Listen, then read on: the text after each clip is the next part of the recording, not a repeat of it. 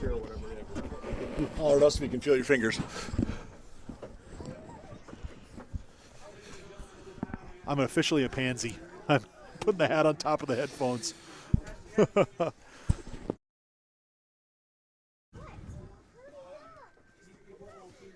Hey, we welcome you into Eastview High School on a November. Check that. It's October right now still in over here at Eastview High School. And, yes, that is Snowfiller, as you see in the lights that are on that screen.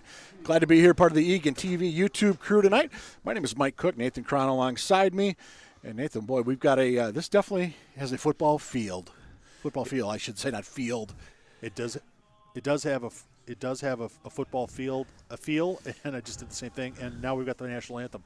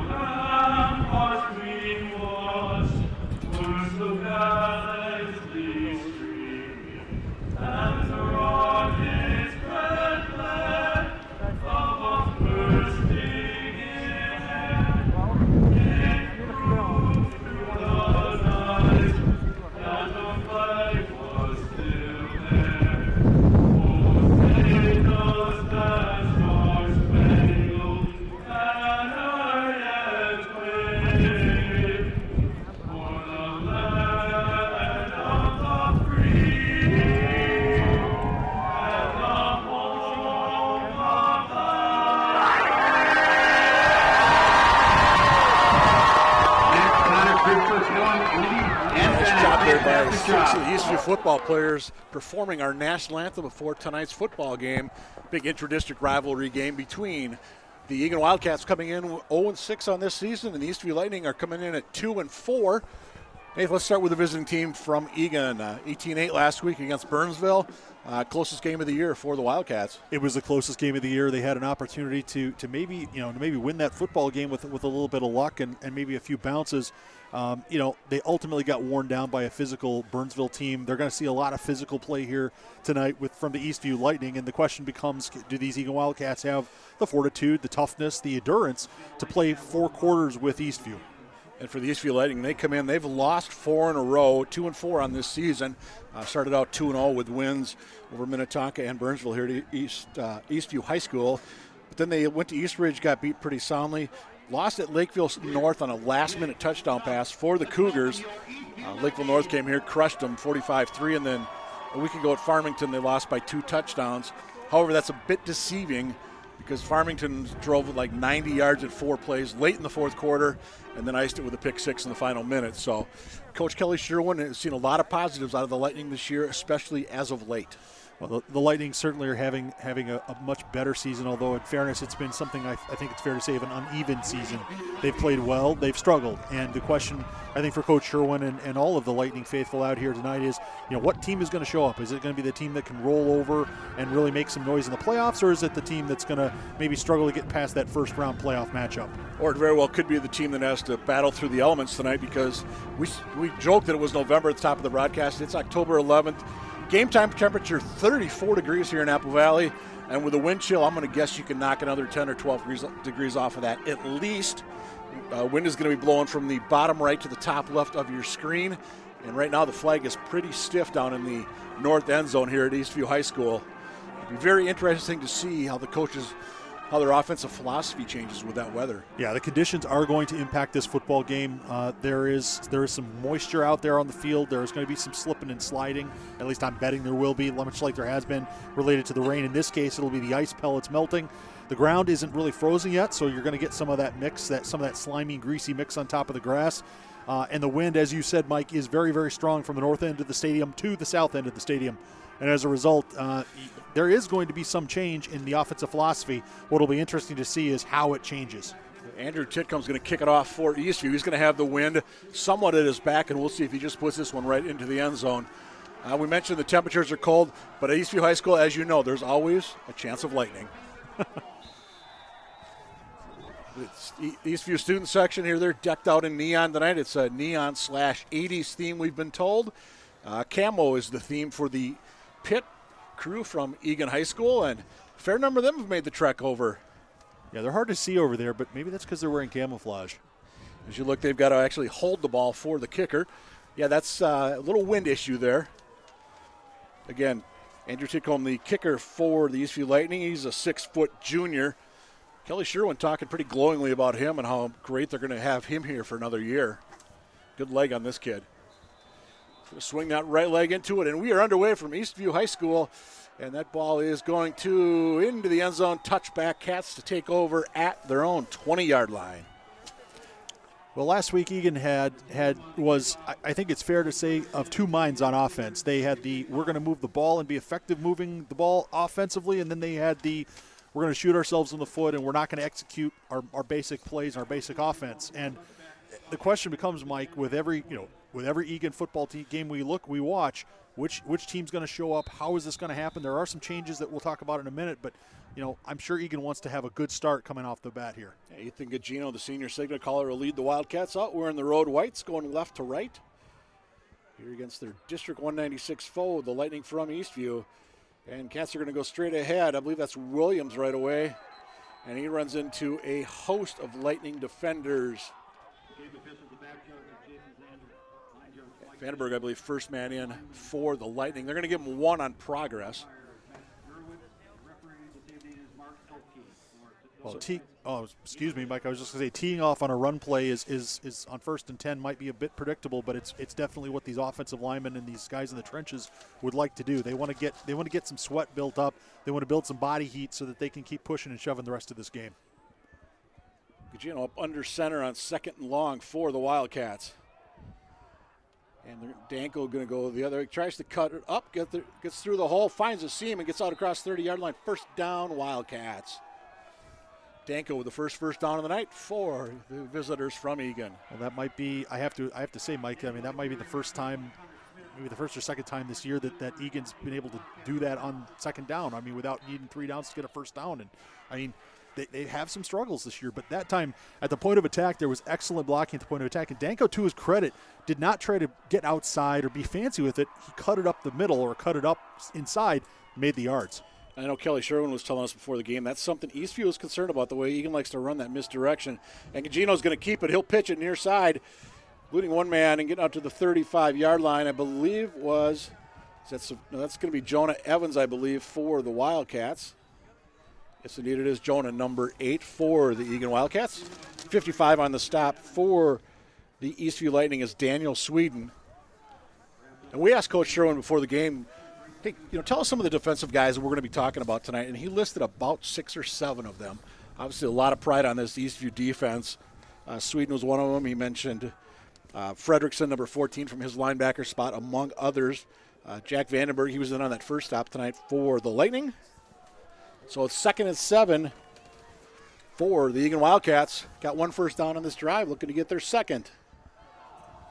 Straight ahead is Williams, and he'll get out just across the 40-yard line. Should set up 3rd and about 2, maybe 3 for the Wildcats, who are going really kind of into that wind right now. They absolutely are, and I have to say, Mike, this is a start we've seen this year. We've seen Eagan start quickly, move the football across, get a couple of first downs, and look good, and they haven't been able to finish. If they keep this up, though, it's going to give them incredible confidence for the rest of this football game. You hear the student sections firing up here in Eastview. They said it neon colors aplenty tonight in the Eastview student section. 80s theme. Cats, 3rd and 2. Gugino, is he going to go to the air? No, he's going to pitch near side. And we've got flags all over. That's going to be a false start on the visitors. Yeah, it's going to be a false start, I think, on the right side of the offensive line, perhaps, for Eagan. I think they may have gotten away with one on 2nd down. That might have looked like the left side of the line was just a little quick off the ball. But it does take us out of, it does take Eagan out of, they're looking at 3rd and 4. But, this is what I was talking about, Mike. They were looking at 3rd and 4, 3rd and 3. And now they're looking back at 3rd and 7, 3rd and 8. And, that's a different type of play call. That's a different type of need when you're on offense. And into the wind, you might be looking at 4-down territory anyway. I was wondering, I was just going to mention that on the 3rd and 2, now 3rd and 7. Nick Johnson, the head coach, he wasn't sure what he was going to do if it gets to that situation. Gugino looking to throw for the first time. He's got his man out near the 43-yard line. That ball is going to be, are they going to say he caught it? That was Danko on the reception. Big pop out there by number 25 for the Eastview Lightning. That's Ryan Quaintons. They're going to give him the spot out at the 41-yard line. Boy, is that one, if you had a red flag, would you throw it? Well, now they're going to say it was incomplete. Well, now they're going to say it's incomplete. I'm a little confused. There was a little miscommunication, I think, with the officials. It's hard. It's difficult to see up here. That was right in front of the Eastview bench, and it's hard to see exactly what happened down there. Quite frankly, my eyes were lingering toward the offensive line and Gugino's pass. And kicking this one high and into the wind. And that ball went out of bounds. It was caught on the Eastview sideline by one of their coaches, and this ball should be spotted at about the 40. So they're going to keep moving up. I thought it was about the 47 where it was caught, and indeed that is where the officials say Max Sherwin and the Eastview offense will start. 8:51 to go here in a scoreless opening quarter on ETV, the YouTube channel. Well, offensively, the Eastview Lightning present some fairly straightforward opportunities and issues and challenges for this Eagan defense. This Eagan defense is not particularly big and physical, and Eastview's offensive line, we're talking to Coach Sherwin before the game, is not particularly big and physical yet. They're still growing, they're still developing. The question becomes, can Eagan attack this offensive line and knock them off their game? And the one to keep an eye on tonight, Quincy Suggs. He's the deep back right now in the opening play for the Lightning, and he will get it on first down, cuts it up inside. Gets 4, maybe 5, drop down just shy of midfield. Good play over there, good containment there by the Wildcats. Coming up off the bottom of that pile, number 7, Zach Wallach.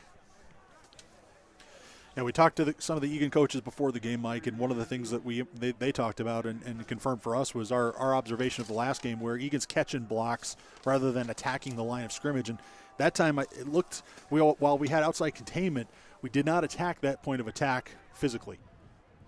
Give it to Suggs once again. He'll come left side this time. Cuts it up, avoids one man. And he's finally taken down over there by Cifuentes for the Wildcats. 0-2 over there to help finish him off as well. But that's going to set up third and looks like about 3 for the Eastview Lightning with the wind at their back. We'll see if Max Sherwin chooses to go to the air here on 3rd and short. So Suggs has got 7 yards on 2 carries. And Eastview looks at a 3rd and 3 from the Wildcat 47. First offensive series of the night for the Lightning. Give it to Suggs.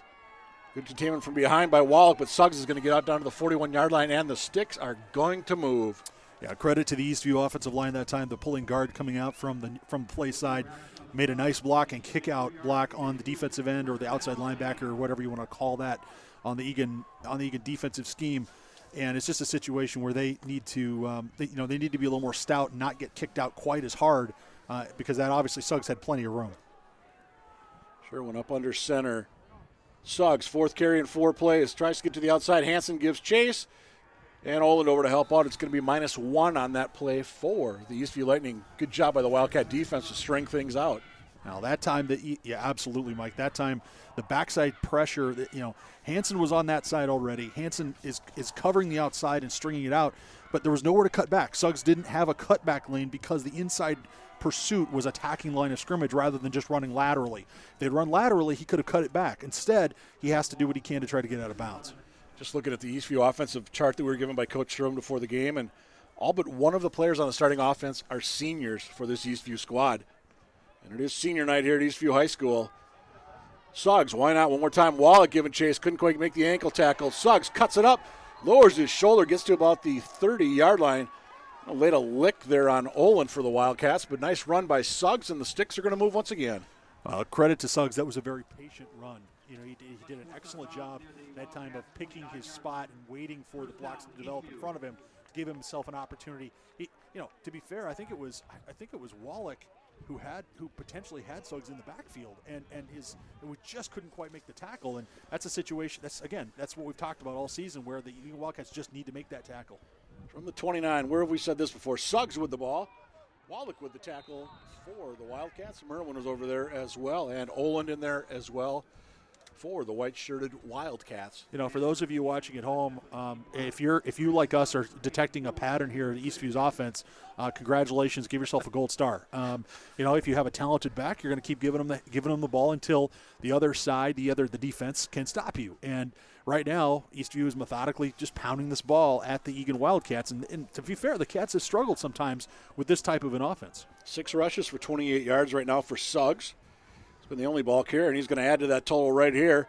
Finds his way through the middle, and Olin maybe with a touchdown-saving tackle. Still a pickup of 9 for Suggs on the Lightning, and inside the red zone for the first time of the night are the Eastview Lightning. Okay, on that particular play, if you had the impression that the Eagan Wildcats were catching blocks and sitting back, you were correct. At that time, the defensive secondary, the linebackers were not attacking the line of scrimmage, and as a result, Suggs made 4 or 5 yards before he really had to even deal with anyone. 6.5 to go here in a scoreless opening quarter. Eastview first drive of the game, and it's all been Suggs so far, and it continues to be all Suggs down to about the 10-yard line. Just straight ahead. Robinson actually tripped him up initially, but Suggs still fell forward for about another 3 yards. Yeah, the Eagan Wildcats have got to come up with a solution. They've got to come up with a solution to be able to attack this line of scrimmage. And by that, you might ask, well, what does that mean? It means instead of staying on the line of scrimmage necessarily and catching blocks, they need to either get penetration or attack or find the point of attack quickly with their eyes and then run to that spot. Sherwin gives it to the up back and down to about the 6-yard line that time. Will it be enough to move the sticks? Actually, looks like they're going to be just shy, so they're going to spot it back at about the 7-yard line. Number 5 was the ball carrier that time for the Lightning, Kyle Lee, 5'9", 200-pound senior. Sets up 3rd and about 2 for Eastview, looking to get the first points of tonight's football game. Well, here's where the Eagan defensive line's got to really come hard. They've got to attack and have the collision with the offensive line on the other side of the line of scrimmage. Suggs, first down across the 5, falls forward to about the 2, 1st and goal Lightning. They're going to spot him back at about the 4 officially. Well, that time interior between the tackles, the Eagan Wildcats weren't in too bad a shape. That time, however, Suggs was running off tackle, though. He was running outside the right tackle, and that time was able to get the yards that he needed to get that first down. And obviously, look, a stop here is huge for Eagan. They really need this for their offense. 4 first downs on this drive for the Eastview. This is play number 12. Suggs looking for room, not finding it. Nice job on the Wallach to come up and make that stop at about a 4-yard loss. Also up there for the Wildcats, making a nice play to really break things up was number 19, Morgan Evans, the senior. Well, Evans did a great job of helping keep containment, and Wallach and Merwin, both from their linebacker positions, had great pursuit that time. And the point of attack got bottled up, but the guys in the backside are the ones who made the tackle, Mike, and that's to their credit. But I'll tell you, I think we've called Zach Wallach, and it feels like just about every play so far. Number 7 in white. 2nd goal from the 8. Fake to Suggs. Sherman going to the air. So he's got his tight end near side to the end zone. Mahachik is he in? Touchdown Eastview. Now, it was a well-designed play that time. Eastview lines up 3 wide receivers to the right. They fake a run to the right. They Sherwin reverse pivots out of the fake handoff, and then the tight end. It wasn't that Eagan was completely fooled. There were players that stayed home. To Eagan's credit, there were Eagan players that stayed home. The problem was that they just didn't have enough bodies to be able to keep Mahachik out of the end zone. 12 plays, 53 yards in 4:44 for the Lightning. Kickoff looking to make it 7-0 for the home team here on senior night. Kick is up. Kick is. They did sneak that one inside that right upright. So 4:13 to go, opening quarter. It's now the Eastview Lightning 7, Eagan Wildcats nothing. Just mention a couple other things real quick. Hey, a couple other sports that are happening. Boys soccer for the Wildcats did not last very long in the playoffs. Kind of a rough year for the boys. Eastview boys soccer, they're playing for the section title on Tuesday night against arch rival Apple Valley. And that game will be played down at Hastings High School on the new turf field down there. At the field right off of Highway 61 there in downtown Hastings. And the Rosemount girls beat Eagan last night in the section semis. So the Rosemount girls are going to be in the section final. And I can't remember offhand. So I want to say it was one of the Lakeville teams they're playing. But yeah, good luck to the Irish. Good luck to the Lightning. So 7-0 our score here. We were talking before the game a little bit too. Eastview's 2-4. Let's assume they win this one tonight. They go to 3-4. They've got Rosemount next week, and Rosemont's 3-3 going into their game tonight at Burnsville. You would assume Rosemount will be the favorite going into that one. But is that potentially a 3-4 team against a 4-3 team next week for potential home playoff game? Yeah, it certainly sounds like. I mean, based on what we know now, yeah, it absolutely could be. And kick it off for the second time tonight. Kicked it into the end zone last time. This one's going to be a little shorter. Return potential there for the Wildcats. Try something different.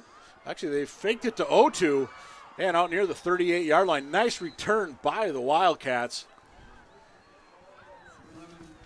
Number 11, Olin, that time on the return. And when you send O2 the other way, he's probably the fastest guy on this team. I thought for sure he had that football.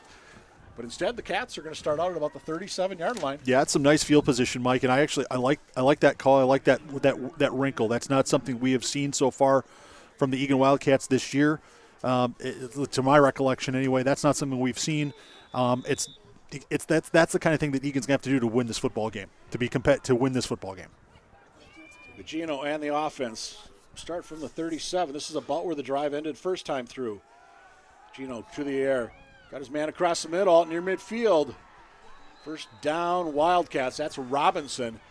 And we've seen Robinson get more and more involved in this offense in the recent weeks. Oh, we have. Absolutely. Robinson was, he might have been your MVP last week. Fair play to Gugino and a few other players on the field who also had good performances. But Robinson was making tough catches. He was taking licks. He was returning balls. He was all over the place. 3:47 and counting here in the first. It's 7-0 Eastview. Cats with a fresh set of downs right at midfield. There goes Evans. Will he get the pitch? Gugino's going to keep it. Probably a wise move to hang on to that football. Has Lee in there for the Eastview Lightning, number 5. Kyle Lee, we were told, keep an eye on him tonight, and sure enough, he had a carry on that first drive, and then right there, nice job of disrupting the Eagan offense. Yeah, he did. I think there, Gugino really, if we're gonna run the option, and Coach Sherwin for Eastview was telling us before the game that that's something they're concerned about. If Eagan's gonna run that option, we really need Eagan to attack that line of scrimmage. And that time, Gugino was running parallel to the line of scrimmage. He needs to be angled at the line of scrimmage. I think that sets up a better angle for him on pitch relationship. Yeah, it looked like a little bit of indecisiveness. Should he keep it? Should he pitch it to Evans? This time, just a straight toss back to Williams, and he'll maybe pick up a yard or maybe 2, depending on the spot. A lot of Eastview jerseys in there that time. Leading the way, number 39 for the Eastview Lightning is Christopher Hahn up from his defensive back position. And we mentioned Eastview, a lot of seniors on offense. Well, every starter on the defense is a senior. That's a rare. I have to admit, that's a rare luxury. In high school football. At any level, in this state. To have most or virtually all of your seniors on offense and on defense, your starters, it certainly gives you a lot of credibility. It gives you a lot of poise. It gives you a lot of maturity. 3rd and long for the Wildcats. You would think Gugino's going to go to the air. And he is. He's going to try and come near side, looking for his man, and that's knocked away at about the 35-yard line. Good coverage downfield by Eastview's number 21, Caden Berg. Yeah, Berg made an excellent play on that football. Both he and Fredrickson were both locking up the Eagan wide receiver. And it was a situation where if they get there a little early, if they do it wrong, it's a first down. That time they had excellent coverage. Back deep for the Lightning, number 30, Austin Hacker, and 39, Christopher Hahn. 2:07 to go in the first quarter. Whoa, high snap. Olin's chasing. He's going to turn around and get this off quick. And he's going to get dropped for a major loss back at the 26-yard line. Great opportunity for the Eastview Lightning. Well, that's the kind of, Mike, it's shades of last year, quite frankly. That's the kind of special teams snafu that you just can't have. You just can't have a mistake like that in a game like this, and that's the kind of thing that separate. That's why Eagan's been struggling this year, because we make mistakes at times when we can't afford to make mistakes, whether it was a penalty taking us from 3rd and 3 to 3rd and 8 or a snap over the punter's head. And then we had the opportunity there perhaps even to kick the ball even on the run, and we didn't do that either. Boy, I saw Olin coming right. I had very quick flashbacks to Reese Lloyd, the punter here at Eastview. Punter kicker went and played for the Gophers, and Glenn Mason and company, and we've got a false start, I believe, upcoming, or I should say against Eastview. Yeah, one of the outside receivers was getting a little jumpy on that one. There's the official signal. So make it 1st and 15. They'll move the ball back to the 31-yard line. Eastview ran it on every play until they threw for that touchdown pass to Mahachik on their first drive. We'll see if we get another healthy dose of Quincy Suggs. 37 is Suggs. And he is alone in the backfield at the moment. Sherwin fakes to him. He's going to go across the middle. Going man wide open, easy touchdown, Lightning. Number 8 on the reception. Check that. That's got to be Connor White. I'll have to get the number. I think I messed that one up. I apologize. Yeah. Number 9, Weiberg with the reception. Number 8 is Zach Miller, and he's still out with an ankle injury. So Weiberg with the 31-yard touchdown pass, and it's 13-0 Lightning. Well, a completely blown coverage for the Eagan Wildcats. That time they either bid on the fake or they lost Weiberg in coverage because he was standing by himself. That's a situation where, I could have caught that ball and scored because, and as slow as I am, because there just wasn't anybody. There wasn't anybody within 10 yards, 15 yards. We're going to make it 14-0. A lot of leg on that one. Much better kick, and it's still accurate. 1:51 to go in the opening quarter, and all of a sudden it's 14-0 for the Eastview Lightning. Well, I mentioned you look at the conditions out there, and I was realizing too, the South Suburban Conference cross-country meet was today up at Eagan High School, and have not heard any results on that one yet, but I'm sure the kids felt fine when they were out there running, but for the parents that were standing around waiting and watching, it might have been a little chilly.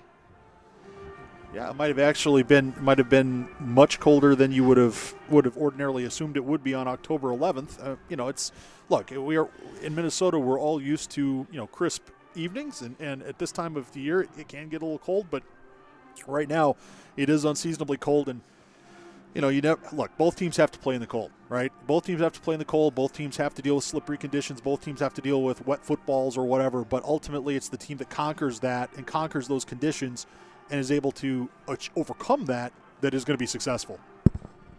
Look down in the Eastview student section. They're all up on their feet in the neon out tonight. And, hey, to their credit, there's a lot of them here. They're pretty much filling up one of the sections here at Eastview High School. As for the rest of the bleachers, there's plenty of seating available here tonight. Good seats still available. Absolutely. So hopefully that means there's a lot of people watching us on the YouTube tonight. Yeah, I'm sure that's what it means. 14-0 Eastview, 1:51 to go. Opening quarter. And a little squibber that time, returnable for the Wildcats. Got to pick it up there first, and they do. This is Bartle. He'll get out to about the 24, 25-yard line, where the Cats will take over for the third time tonight. Well, Mike, one of the things that the Eagan Wildcats have done well tonight so far, and understand that we're grading on a curve here because they are down 14-0, but one of the things they have done on the first 2 offensive possessions is they have thrown the ball well. They have thrown the ball with efficiency and they've thrown it well. At this point, I'm not sure why you'd go away from that. I think you just go out there and try and make it look like, air raid Eagan. Houston Gamblers, Jim Kelly Day, is that what you're getting at? Absolutely, why not? Gugino under center. Cooper will snap the ball to him. They're going to run instead straight ahead. They're not listening to you, Nathan. They're going to go straight ahead. Well, that's why I'm up here. Williams picks up a couple that time for the Wildcats. 33 in there for Eastview. First man in was Jack Vandenberg, senior linebacker. Should mention it is senior night here at Eastview High School, and Max Sherwin, Eastview quarterback, son of Coach Kelly Sherwin. Vandenberg there, he's the son of one of their assistant coaches as well, Eric Vandenberg. A lot of familiarity, Kelly Sherwin was saying. When we asked him, what do you remember about this group of seniors? And that was the thing he really mentioned, was the camaraderie and how they've known each other really since these kids were little kids. There's Gugino on the keeper. There's Fredrickson with the stop. It's out across the 30, picks up maybe 5 as we're inside a minute to go, opening quarter here on ETV on the YouTube channel. And, Mike, that is how you run the option. Gugino, earlier we pointed out that Gugino had maybe been a little indecisive and moving laterally. That time he attacked the line of scrimmage quickly. He had good blocking. and he's able to tuck it up and get 5 yards. If you can get 5 yards on every play, that's what you should do. Take 5 yards on every play. Very little risk, maximum reward. 3rd and 4 on what could be the final play of the opening quarter. Long count for Gugino in the Wildcat offense, and he's going to throw a near side. Oh, just behind his man Olin. That ball might have been tipped at the line. Bottom line is there's 19 and a half seconds to go, and Eagan's going to have to punt this one away into the wind, assuming they get a good snap this time. Yeah. I always hate being in situations like this where, you just hope that the long snapper and the punter have a very short memory, that they can just say, you know what, doesn't matter what happened last time. We know what we're doing. It was a mistake. It's not going to happen again. Olin set to kick. Much better snap. Kick going to tail off to the right. Slices out of bounds at about the 39-yard line. Maybe the 40 if you're the official. He's going to say the 40. And Eastview going to take over for the 3rd time tonight. 2 for 2 on hitting the end zone thus far are the Lightning, who put up 21 a week ago at Farmington. Wildcat fans know how good Farmington can be. Yeah, absolutely. And, Eastview we'll see what their personnel package is right now, but they came out and ran a lot of two tight with a wing, 2 tight ends with a wing in the first series. They've run twins. The second series was very, very one play, very short. But this looks like what they did in the second series. So twins to the right, tight end left with a wing, single setback is Suggs. Yeah, you said 2 wideouts for Max Sherwin to work with. With the wind at his back, do you try and maybe send somebody on a fly pattern here? No, instead you give it to Suggs. Not a bad call either. He gets about 3. I think he was tripped up 0-2 first man in for the Wildcats. And the clock should hit triple zeros after that run of about, they're going to say 1. And we'll get the clock does hit triple zeros. We'll switch ends. 12 minutes gone by. It's 14-0 Eastview in this District 196 rivalry game. Yeah, let's talk just for a second about kind of a big day here tomorrow, which is Saturday the 12th. For South Suburban Youth Football, it's championship weekend for those guys. The Eastview 8th graders, they're going to be playing the Bloomington Purple team 8 o'clock tomorrow night down at Lakeville South High School. The Lightning beat Eagan 27-0 a week ago in the semis. But if we go to the 7th grade level, the Eagan Green team, they're going to be playing for the championship 6 o'clock at Lakeville South on Saturday the 12th. They're going to be playing a Shakopee squad. Wildcats 7-1 in the regular season under head coach Patrick Evans. The Eagan Green team, boy, they won their they were the 4th seed coming into this one. Beat Farmington Gray 40-6, and then beat Shakopee 24-13. Shakopee was the number 1 seed coming into this one. So it's the 4th seed at Eagan Green against Shakopee Red, the number 6 seed. Tomorrow night, Lakeville North High School, 6 o'clock on the turf. Yeah, and for those of you watching at home and you say to yourself, the Eagan Wildcats are having a challenging season this year. They had a challenging season last year. How can you guys be optimistic? How can you guys have a good attitude? Well, first of all, that's the kind of guys we are. But secondly, and more importantly, because the 7th graders are successful, the 8th graders are successful, the freshmen this year have been successful. There's hope out there for the Eagan Wildcat football program. Eastview's going to run it here. First play of the second quarter. Okay, number 11, the ball carrier, is going to be out near the 47-yard line. Nice second and third effort that time. Coming around from the receiver spot was number 11, DJ Barber. 6'2 senior, his first carry of the night for Eastview. And it's going to make it 3rd and manageable for the Lightning. Pickup of about 6. Very patient run by Barber. I mean, he did a great job of waiting, being thoughtful about where he's going to stick that thing. And now here comes Eastview with 2 tight ends, wing to the right. And, you think Suggs is going to get the ball on this one? Maybe. Yeah, it seems like a pretty good bet. Nice raid there by the Wildcats. Hansen missed the tackle, but slowed him down enough. Gets a lot of help. A number of white shirts get in there, and Eastview is going to be facing a 4th down. 0-2 finished them off. So Fuentes was in there. Oland. And I believe Robinson over there as well for the Cats. That was great defense by the Eagan Wildcats. Great penetration by Hansen, and it's true that he didn't quite make the tackle, but he did a great job of slowing that play up, breaking Suggs' momentum. And it creates a long 4th down. And I understand, look, I mean, I get that the Eastview might go for it here, and it looks like they certainly are doing that. But it wouldn't shock me. Maybe punting the ball might not be the worst thing in the world. So they need 4 on 4th and 4. Three receivers set. Across the middle on the toss. And that ball is going to be, what are they going to call it? It's incomplete. Incomplete, that incomplete official pass. saying. It looked like there was a little bit of uncertainty there by the one official. But the man on the near side said did not complete. Yeah, the ball was. Yeah, oh, forgive me, Mike. I didn't mean to step on your I was going to say Wildcats take over right near midfield. Yeah, I think what happened was the ball hit the receiver in the hands, in the chest. There was a play by the defensive back. The ball hit the ground and then bounced right back up to the receiver. And for an instant, it looked like maybe he had caught the ball, held on to it, but in fact, the ball had bounced off the ground first. And maybe that's what the official saw that was right there behind the play. He was kind of behind an Eagan defender. But, hey, credit to the officials. They quickly made the call, got it correct. And the Cats take over with 1:26 gone by in the second quarter. Down by a 14-0 count.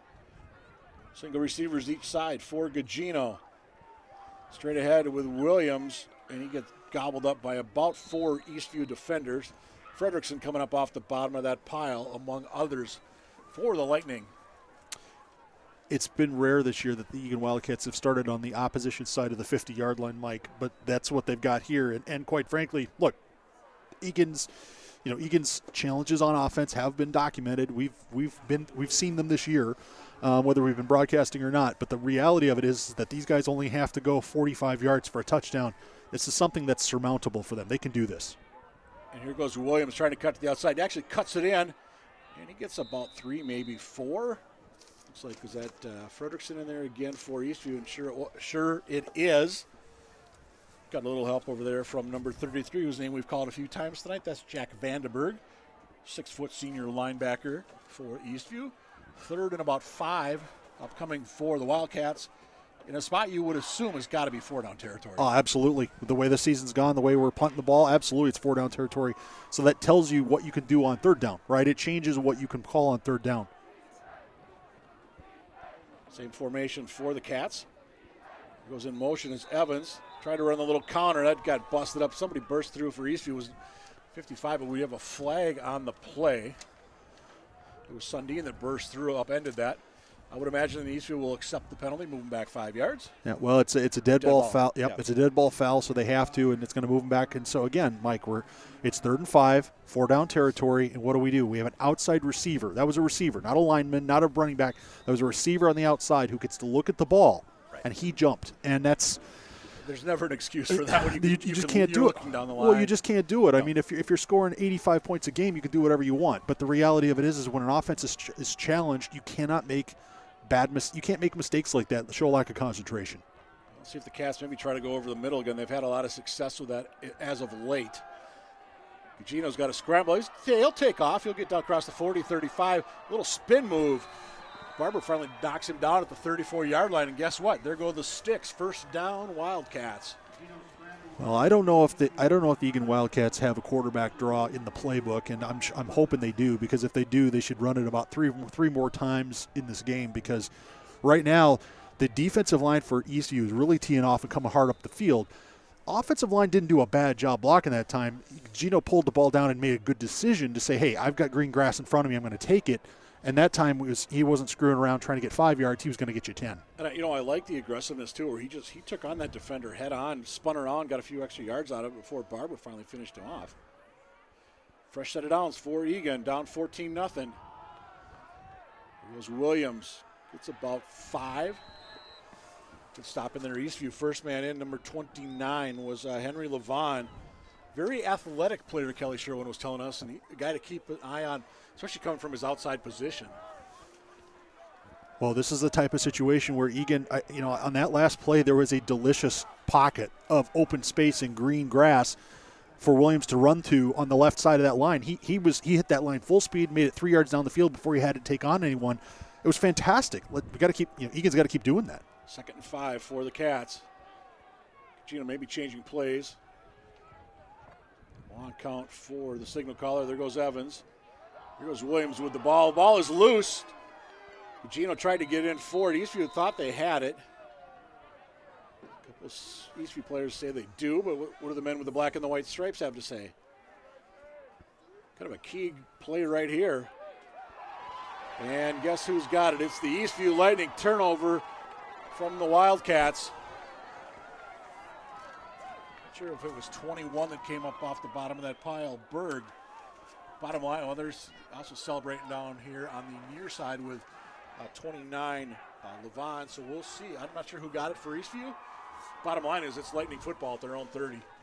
Well, and again, I mean, how many times have we said it? We said it already once or twice in this telecast. You know, the Eagan Wildcats offense does something good and then just manages to shoot itself in the foot. You had 5 yards of run, then you had a false start, then you had the 12-yard run, a nice 5-yard run, and then you lose the football. That's right. Eastview's going to run it from their 30. Sorensen with a stop for the Wildcats. Got a little bit of help there for some teammates, but that's going to be a 1-yard pickup for the ball carrier Suggs. Bartle in there as well for the Wildcats, among others. You know, I have to admit, you know, as a former offensive player, this kind of stuff on offense would drive me crazy. I have to admit, it would drive me nuts that if you can do your job on offense, and if everybody doesn't do it together, it doesn't matter, and that's incredibly frustrating. But what it means is that as a team, as a group, as a unit, you have to come together. 7 minutes to go in the opening half, 14-0 Eastview. Got the ball right after this Eagan turnover. Sherwin across the middle, got his man. That went, touchdown, saving tackle down there, I believe. Is that 0-2 for the Wildcats? Check that. That is actually Oland. But what a nice play there by the Eastview Lightning. First down at the 40-yard line. 24 on the reception was Angelo Palucci. First time we've called his name tonight. Well, Eagan was bringing pressure, but they were a step late. If they had been a step faster, they would have been in Sherwin's lap when he was throwing that football and might have had a chance to knock it away. From the 40, Suggs bounces to the outside. From the 35, big hit there. Suggs stays on his feet. Look at that power still going down to the 27-yard line. We have 3 Wildcats with a shot to knock him out earlier, and Suggs still goes for 13. Okay, I understand. Look, these are young men. These are kids. But we're not going to be on ESPN. We're not going to be on Sports Center. We need to wrap up. Okay, so we did a great job with our feet, moving our hands to the ball. But then we've got to wrap up. We've got to use those arms. We cannot just lead with our helmets, lead with our face masks, hit with our shoulders. We've got to wrap up. ECU offense. This drive started 3 plays ago back at their own 30. We've got a timeout on the field. Did not see which squad called it. It looks like it's going to be the Wildcats that did call the timeout. With 6:38 to go here in the opening half. As we said, it's 14-0 Eastview. Hey, why don't I give one last quick shout out? Eagan High School Theater Production, You Can't Take It With You. Final performance Saturday night, 7 o'clock in the EHS Auditorium.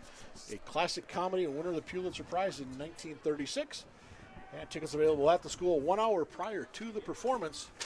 Last shot tomorrow night, 7 p.m. at the auditorium. Yeah, it's always a good time at the Eagan High School Auditorium. It's good. It's a good production. It's got good music. It's got good production values. It's got good acting, good singing. It's got they have everything they need in that situation to really entertain you and have a fun time and see some really good efforts by some really talented young men and women. You know, we could talk about that at Eagan High School, Rosemont High School, Eastview, That's Apple true. Valley. That's true. Any of these drama programs in District 196, outstanding. 6:38 to go, coming out of the timeout taken by the Wildcats. It's Eastview with the ball on the Wildcat 30. And those legs keep turning, and a minimal pickup that time by Barber, his second carry of the game. Looks like Cifuentes' man coming up off the bottom of the pile for Eagan. Second and long upcoming for the Lightning. Yeah, I think Sorensen was on the back, holding on to Barber from the back and was reaching over for that ball. I like the aggressiveness of the Eagan defense here to try to strip that ball. And I mean, look, let's face it. Eagan needs to get this football back. They really need to keep Eastview off the scoreboard here to have a realistic shot to climb back into this game. They can't go down 3 scores. And they have the opportunity, but they've got to take advantage of it. I'm going to say 2nd and 10 officially. And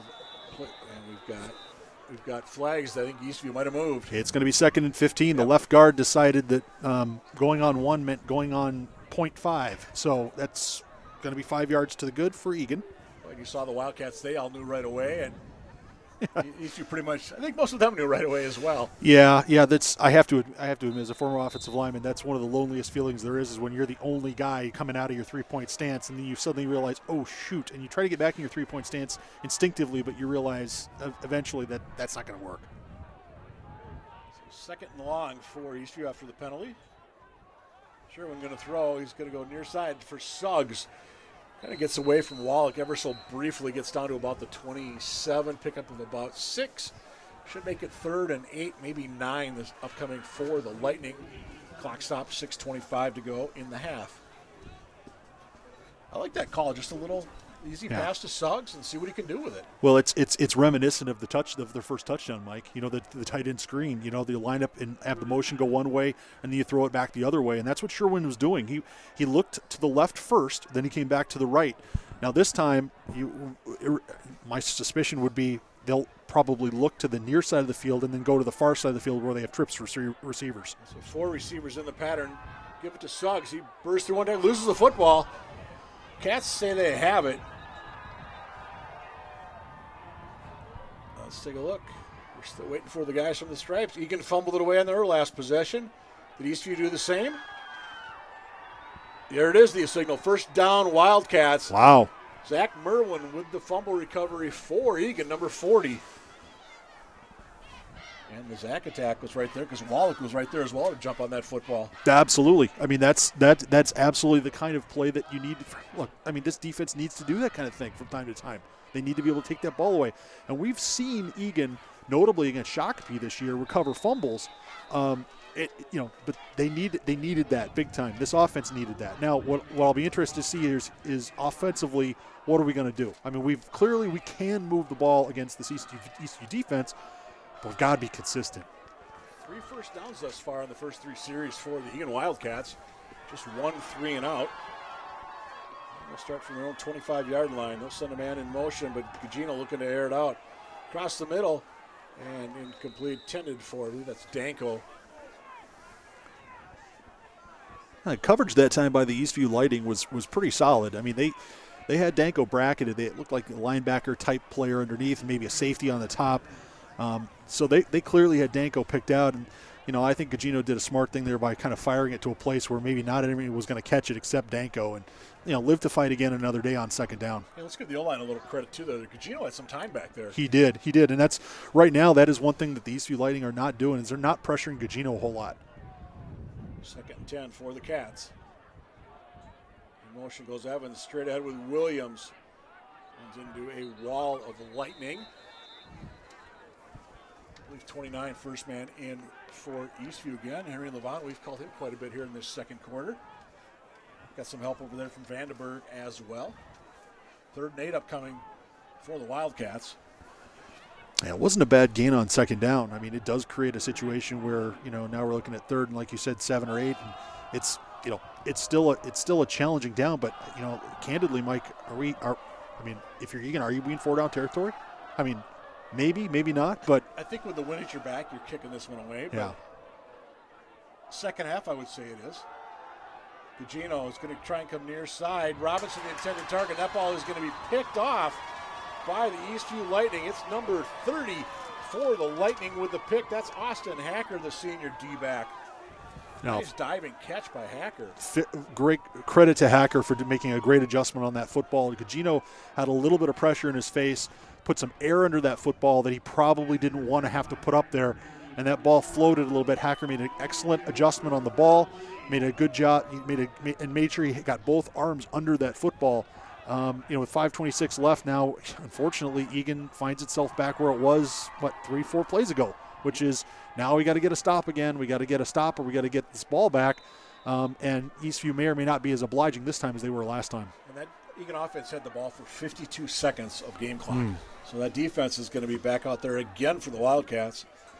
Not a lot of chance to catch your breath. There goes Suggs. Cuts it up. Wallach Sorensen. And he's not going to get back to the line of scrimmage. Good surge by the Wildcat defense. Also in there, number 56. So we should talk about Herman tonight. 56 is now playing defense. Will Herman. Keep an eye on him. He was on the offensive line really for every game this year. Switched over to the D line.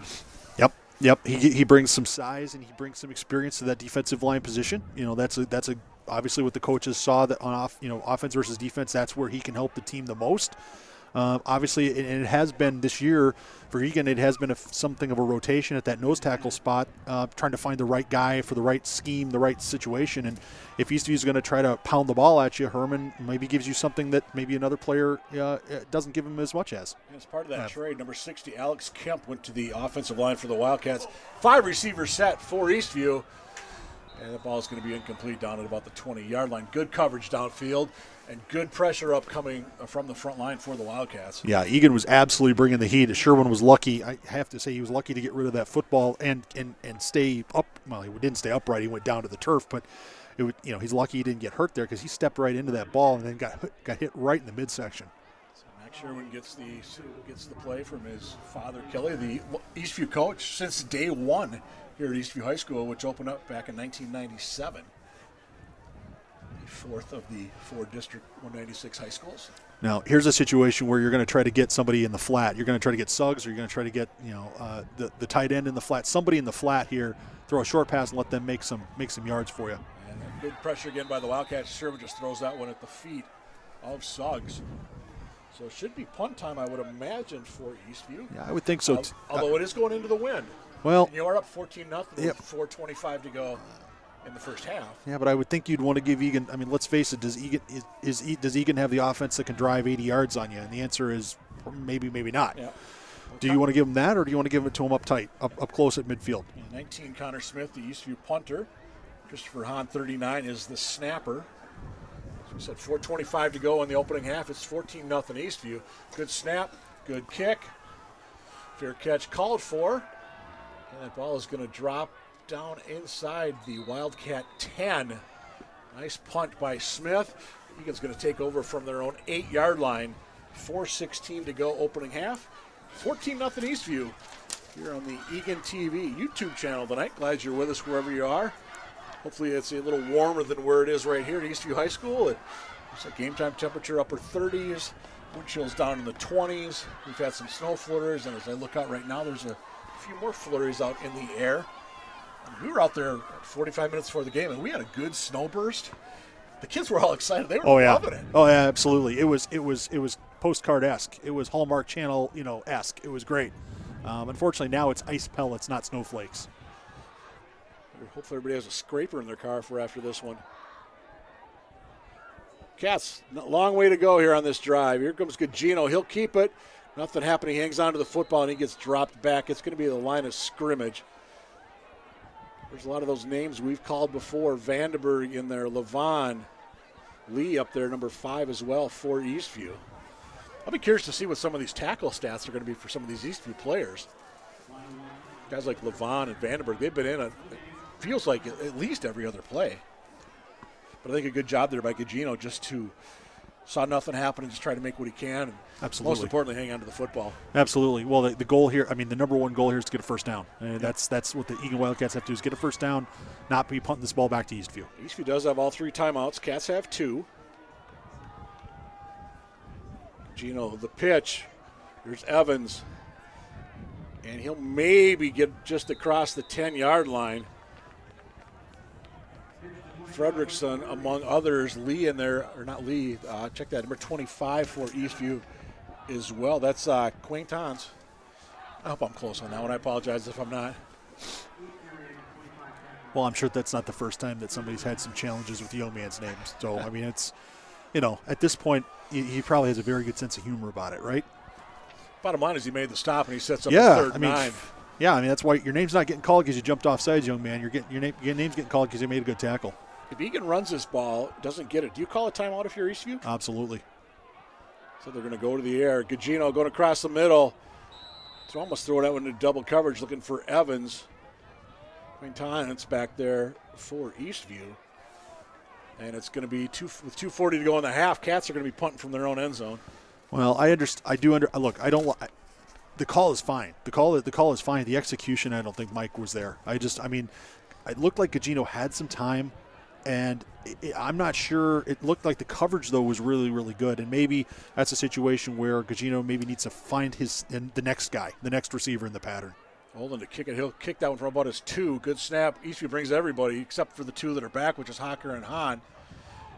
And they're going to get a nice return across the 40 down to about the Wildcat 30. Still on his feet. I thought he stepped out of bounds, but they're going to be at the 26-yard line for now because there is a flag on the field. Well, I think it's gonna be, candidly, I'm gonna tell you, I think it's probably gonna be a block in the back here. Right? I saw an Eagan Wildcat coverage guy go flying past the return man, and I gotta think that they're gonna walk him back 10 yards from the spot of the foul. So probably put Eastview 1st and 10, probably on the 40 yards left hash. Officials kind of chatting over on the far side. Here comes our official signal.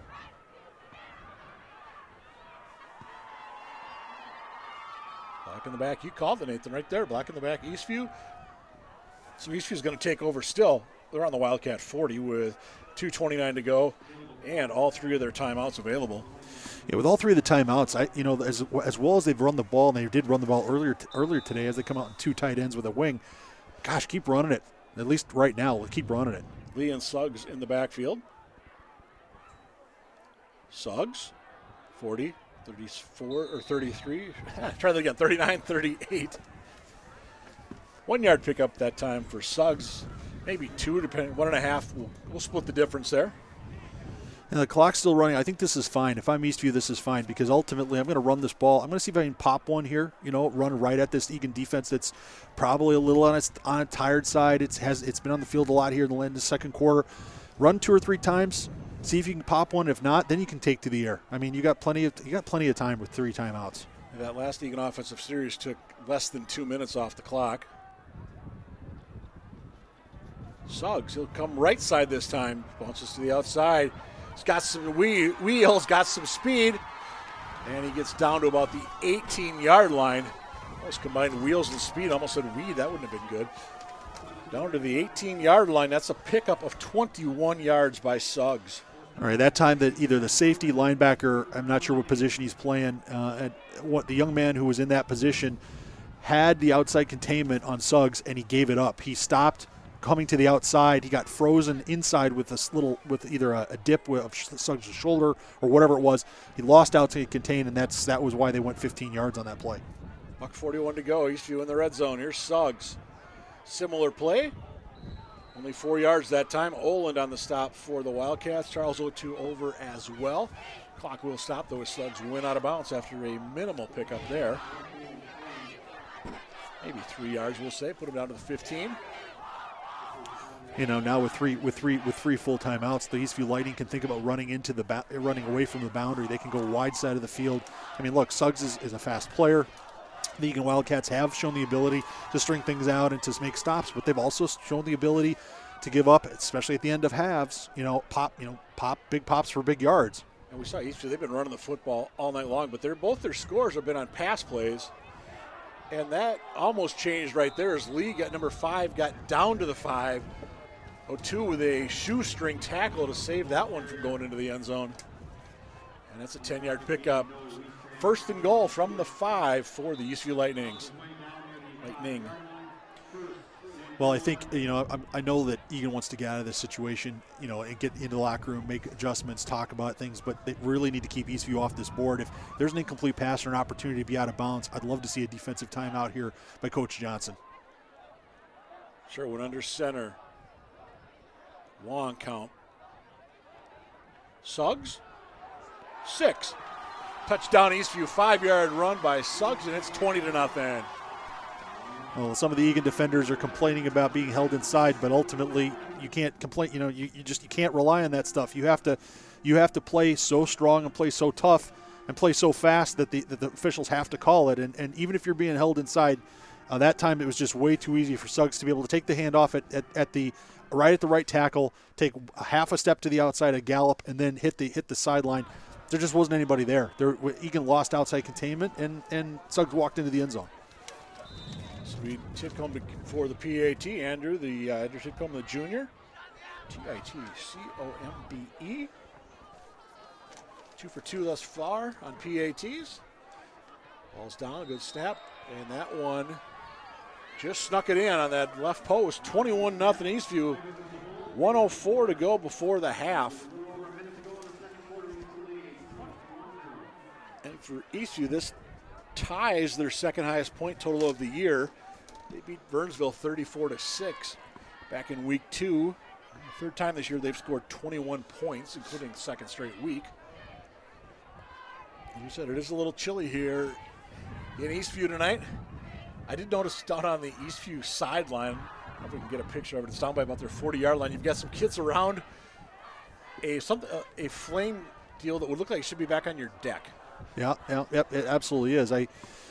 It's down there. I got to admit, candidly, I don't think that's for guys who actually play. I don't think that's for guys who are playing. I think that's for the guys who are trying to stay warm on a cold night and don't have any shot at getting in the game. Yeah, usually that's the case. Yeah, it's just on the left, just above and to the left where it says Eagan. You see those guys kind of huddled there on about the 37-yard line. Actually, there's a whole lot of Eastview players now huddled around that. Oh, there's one on the right side, too. I saw one earlier. I missed the second. Yes, there's the one back at about the 40. Two giant heaters out there. And like I said, I get it. I understand why. But at the same time, it's like, if you're playing, if you're into the game, you're not standing back there at the heater. It's funny. Kelly Sherwin comes out and he says, I don't know where those things came from. So and we kind of joked about it. Anybody bring skewers and weenies, and maybe we'll get some s'mores in the second half.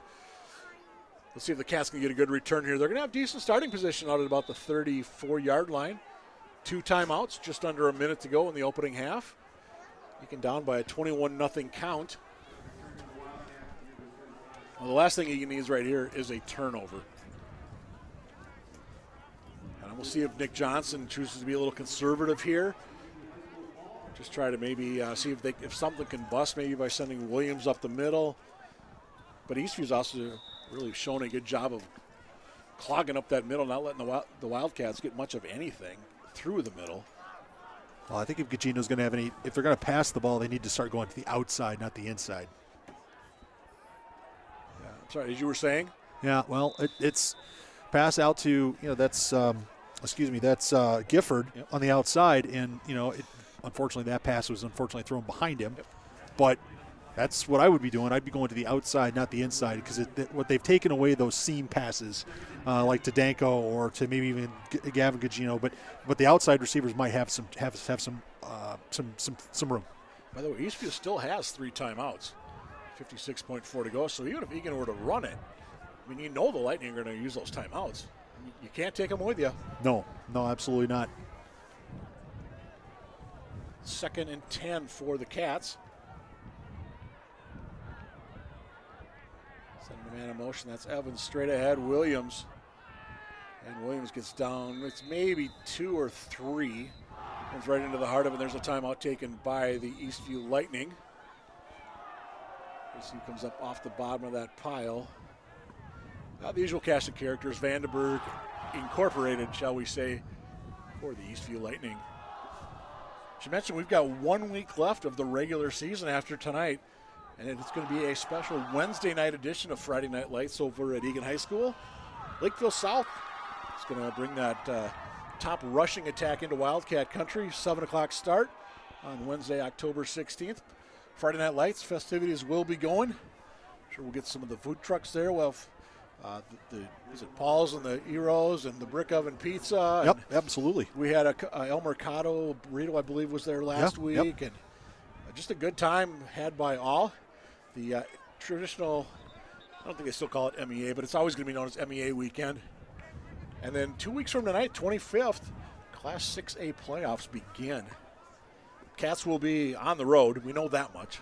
Yep. Just a matter of where. Is it going to be, it's funny. We were talking to Coach Sherwin, too, and we were talking about 6A, and there was a story in the paper, I think I saw, was it today, about just, the parity in 6A right now.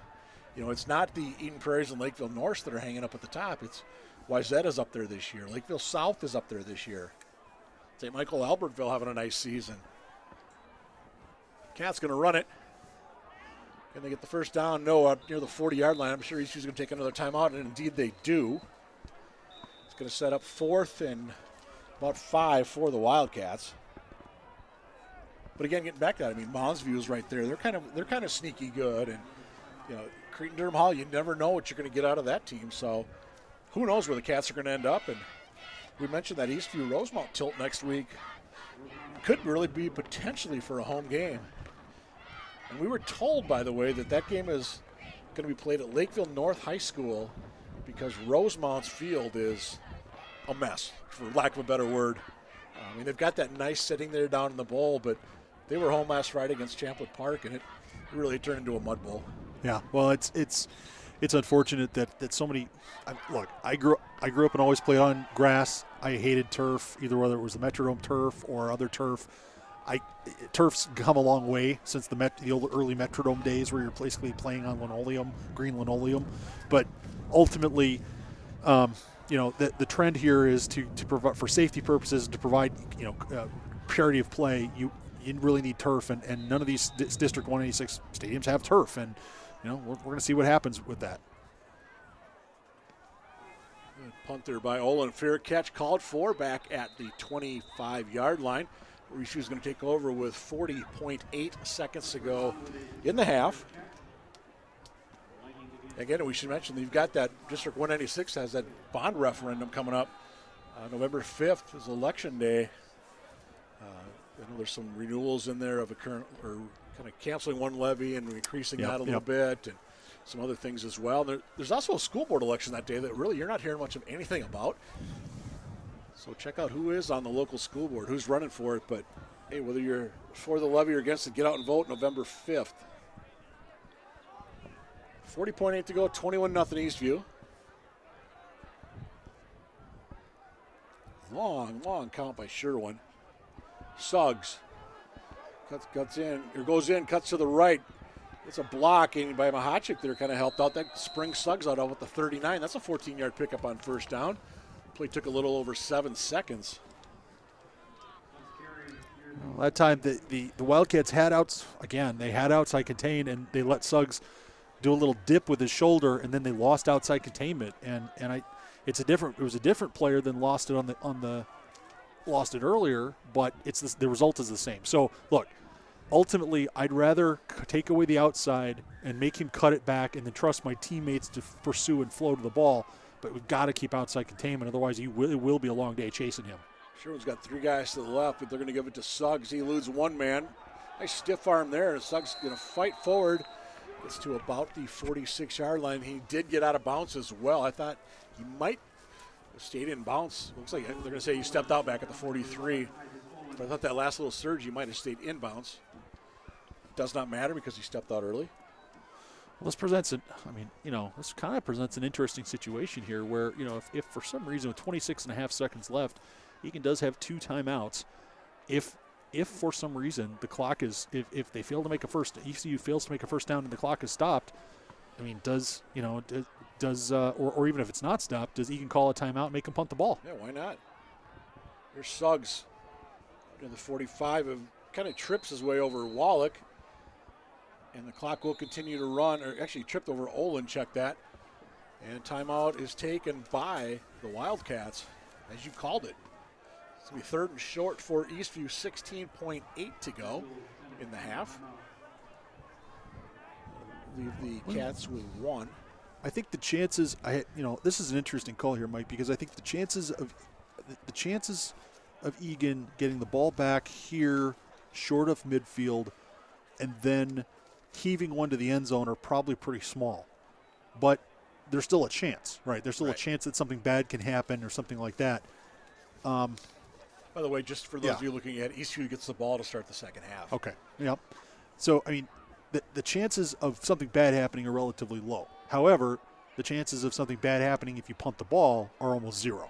I mean, Eagan hasn't shown the ability to take one to the house off of a punt return yet this year. I don't know. I mean, it seems to me that this might be one of those situations where you punt the ball because, you eliminate the possibility of something really going wrong. By the way, I stand corrected. It was Eastview that took that timeout, not the Wildcats. I'm actually kind of surprised by that. I am too.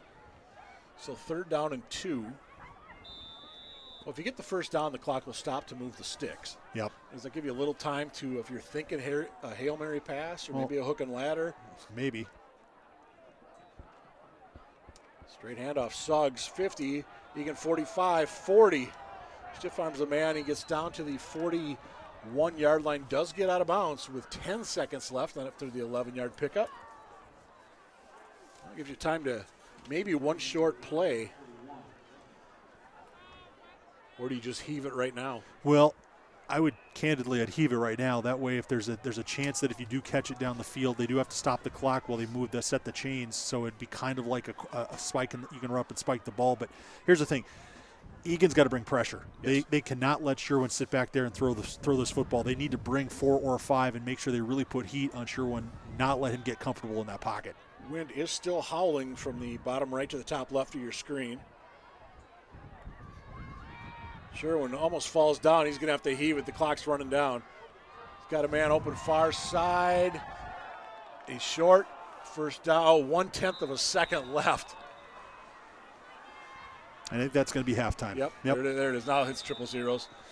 Well, he used that last time out there, and it cost him. But well, you heard the Eastview coaching staff talking about trying to get out of bounds, be smart with the ball, and the receiver clearly instinctively turned to the inside to try to get more yardage, and what he probably could have or should have done there was head to the boundary.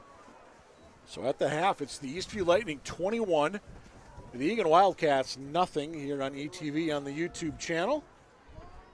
We'll keep the feed up, but we're going to take ourselves a break, and we're going to come back shortly. Second half action upcoming here on ETV.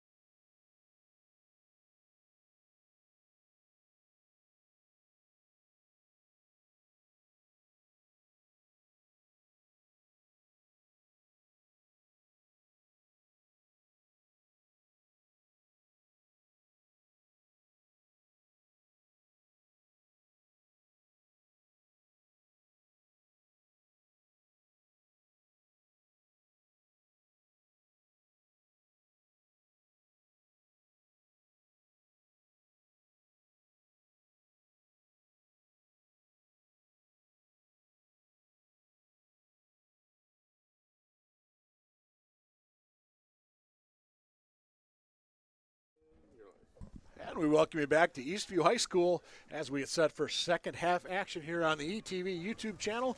It's currently the Eastview Lightning 21, the Eagan Wildcats nothing. I'm Mike Cook, he's Nathan Cron. And Nathan, we were just talking a little bit during intermission. The Cats really need to find something on offense. Let's get some consistency going. Something we haven't seen a whole lot of really through the year. Too many 2 steps forward, 1 step back kind of things. Well, yeah, absolutely. No, I mean, this game is a perfect microcosm of all the challenges that they've had on offense where they're able to get a first down. They're able to get a gain. They have a good play by Danko or by Gugino or whatever, and then all of a sudden there's a false start on 3rd and 3. It makes you go back to 3rd and 8. There's a fumble. There's a something that shoots you in the foot, and it's just you can't do it. I mean, you just can't do it. I mean, if you're a successful team that's scoring tons of points, you can afford to pass on an offensive possession here and there, and you can live with that kind of risk taking. But here, Eagan's just not accomplished enough, not consistent enough to be successful at this point. For the rest of this game, if they can just be successful and consistent in their play, even if they don't score, even if they drive down and for some reason fail at the end or it doesn't, but if they drive 40 or 50 yards on Eastview, that's going to be a big win for this football team. I apologize, a little technical difficulty there on the video here momentarily, but you're not missing anything. Teams are just out there warming up. As we said, it is 21-0 Eastview. Cats come into this one, they're 0-6. Lightning 2-4, looking to end a 4-game slide. And for Eastview, they've run the ball with a lot of success, Quincy Suggs in particular, but yet they've gone to the air for 2 of their 3 scores. Well, running that football, obviously for Eastview, has set up that pass. I mean, both of their passes, one pass was a one-play drive, that was just a quick strike. But the other pass was a setup where they look one way and they come back the other way. And, Eagan has some speed and they have some guys who can tackle, but at the same time, they were getting outnumbered at the point of attack, and that's just not something that can happen for this Eagan Wildcat football team. So we'll get a couple other scores from around the area for those of you that are staying with us, and we appreciate everybody sticking with us tonight. Rosemont up on Burnsville 14-6 at the half. Lakeville North up on White Bear Lakes 14-0 at the break.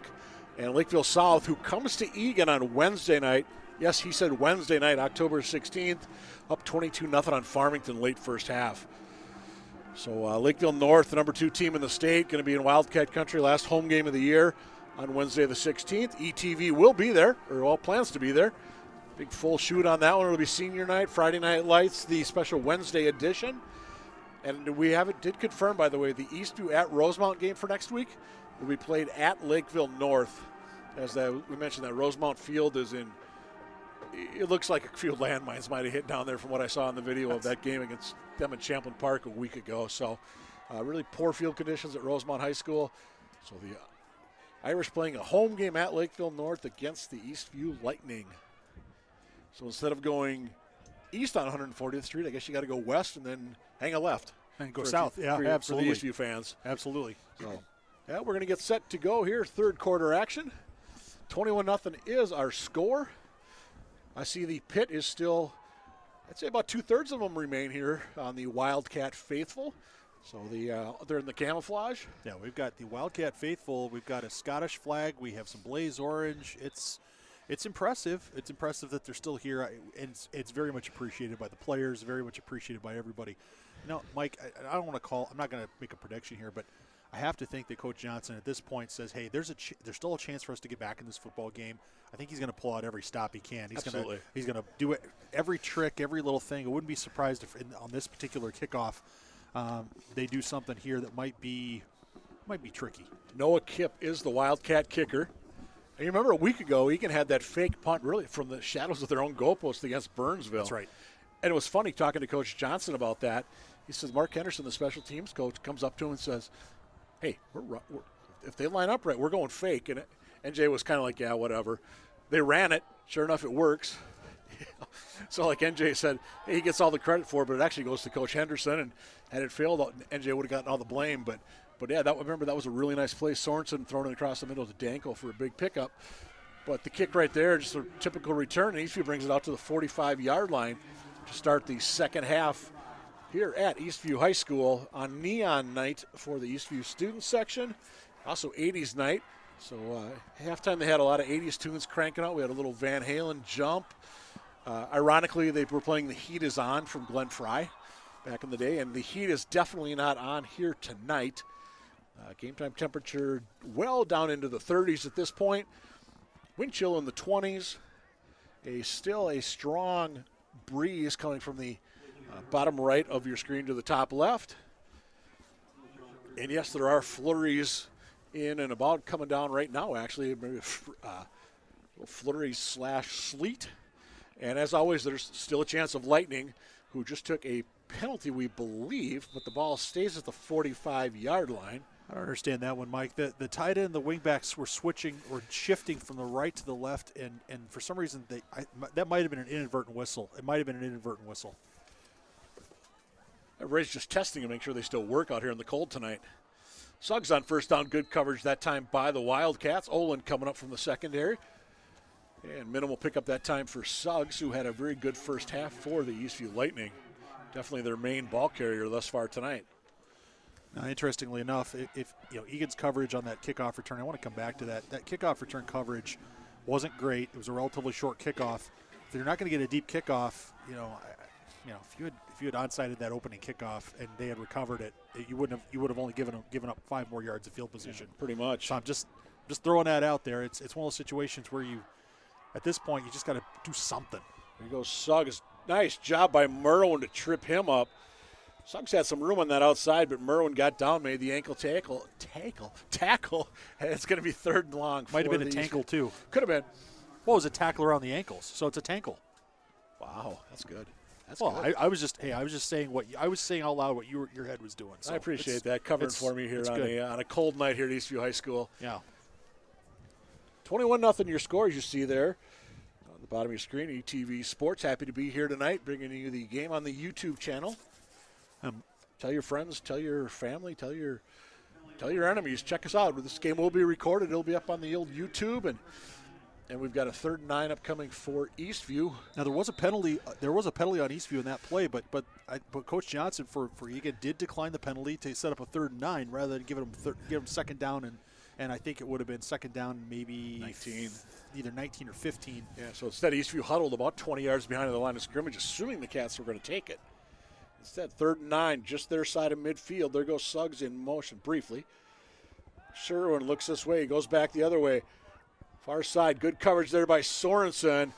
And minimal pickup that time by number 24 for the Eastview Lightning, Angelo Palucci, who had a big first half catch for the Lightning. Well, I have to be really proud that time by Sorensen, proud of Sorensen and the effort he made there. Not only the effort, but the awareness. I mean, it was a well set up screen. Eastview did a good job of selling that screen, that outside flanker or outside tight end screen.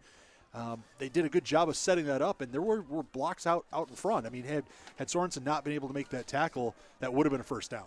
Smith to punt it away for Eastview. Just about 2 minutes gone by second half.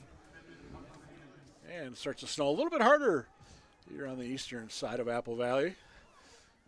A lot of black shirts right around the fair catch that is called for by the Wildcats, and who will take over at their own 28-yard line with 9:55 to go in the 3rd.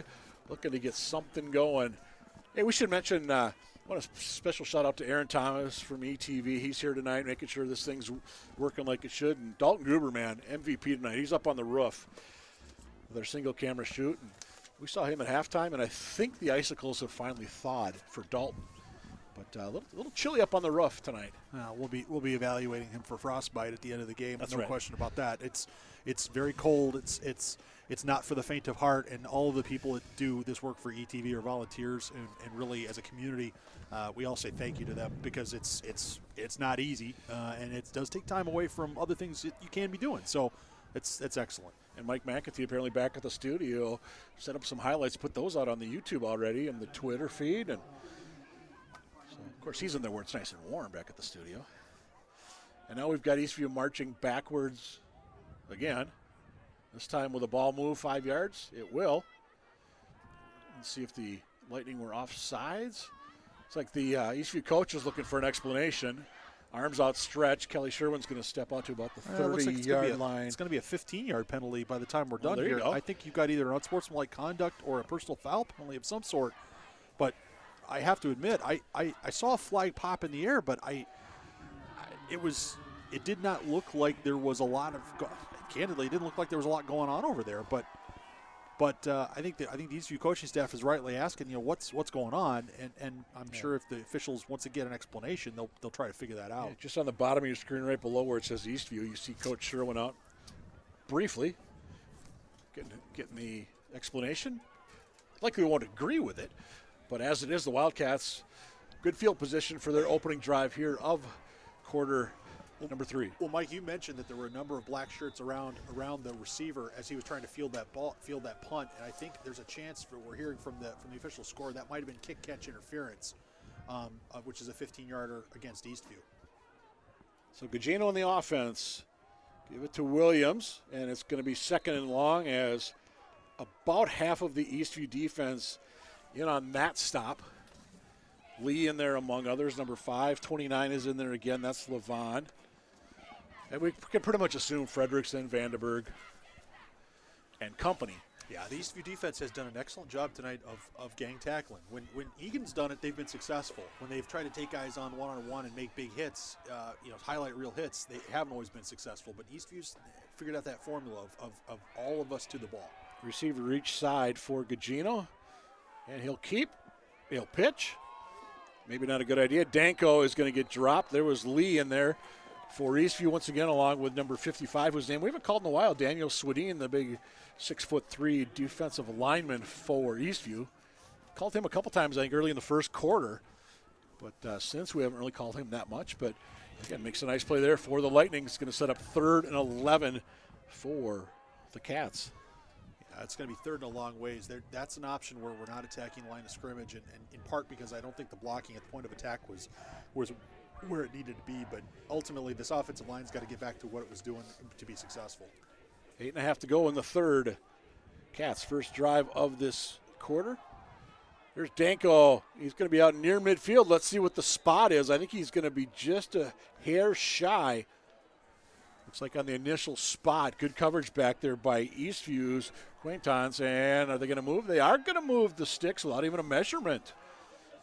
Interesting.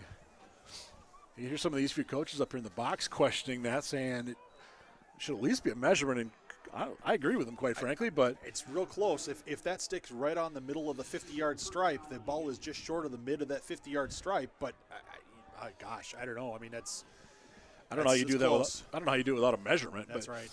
Bottom line, first down, Eagan Wildcats down 21-0. Gugino, he'll throw it, and that ball off the hands of Evans. Or check that. That was Danko, I believe, the intended target. No, it was Evans. I had it right the first time. He's 8, 9 is Danko. Yeah, they're both in the pattern. Well, and from a distance, those 8s and 9s on a blustery night with some ice pellets coming down, they look the same. Look, the offensive line gave Gugino enough time on that one to be able to complete the pass. It hits Evans in the hands. Eagan has to complete those passes to be competitive in this football game. I was just thinking back, is Eagan completed a pass tonight that is not just over the middle like that? I don't think they have. I don't think so. So trying to mix things up maybe a little bit. I know they tried going to Gifford on the outside back in the second quarter. Here's Gugino. He's in trouble. And guess who? There's 55, who we haven't called much, Swedin. He's back in, and he's definitely come out with a vengeance, shall we say, here in the third quarter. A couple of big tackles already for the Eastview Lightning. Well, that's a situation where some credit needs to be given to the Eastview defensive secondary because Gugino that time looked down the field, didn't see anything that was obvious, and made him hold the ball. Yep. And he can't. Quarterbacks can't do that. If their offensive line's having some challenges, you can't do that kind of thing because what ends up happening is the offensive line blocks as long as they think you need to block. Now, ideally, you'd want to block to the end of the whistle, but ultimately, Eastview did bring, I think, 5 or 6 that time, and that's just not a recipe for success if you're going to hold on to the football. Well, let's see what the Cats dial up here on 3rd and 17. Gugino, Evans, 4th and about 8 upcoming for the Cats. Got about half the needed distance there. It's 4 down territory. Absolutely. I mean, you're down by 3 scores in the second half. You're at midfield or close to midfield. Your defense hasn't been playing poorly. But as we approach the midway point of the third quarter, I mean, you've got to go for it here. I mean, I agree with you. There's just no question. You're down by 3 scores. I think if you want to have any chance of getting back in this one, And what are the Cats going to do? They're going to punt. Well, we're up here. That's right. Coach Johnson's down there. They're going to call for the fake. And that was run well. Evans just kind of throws up a prayer. That ball is actually going to be intercepted. And Eastview is going to take it back to about the initial line of scrimmage. First down, Eastview at the Wildcat 46-yard line. Let's see, I think we had a late flag on the play as well. Let's take a look what the officials decided to do. Bottom line, Eastview football on the Eagan side of midfield. Wow. Punt formation, but in theory, they did go for it. Yeah, they did go for it. I don't have a problem with that at all. I absolutely think that was the right call. I think that the only challenge might be is, do you have a higher percentage of getting the 8 yards that way, or do you have a higher percentage of Gacino stepping back from the 3-step drop and putting a little air under it and letting, Max Robinson or Olin go for it up in the air?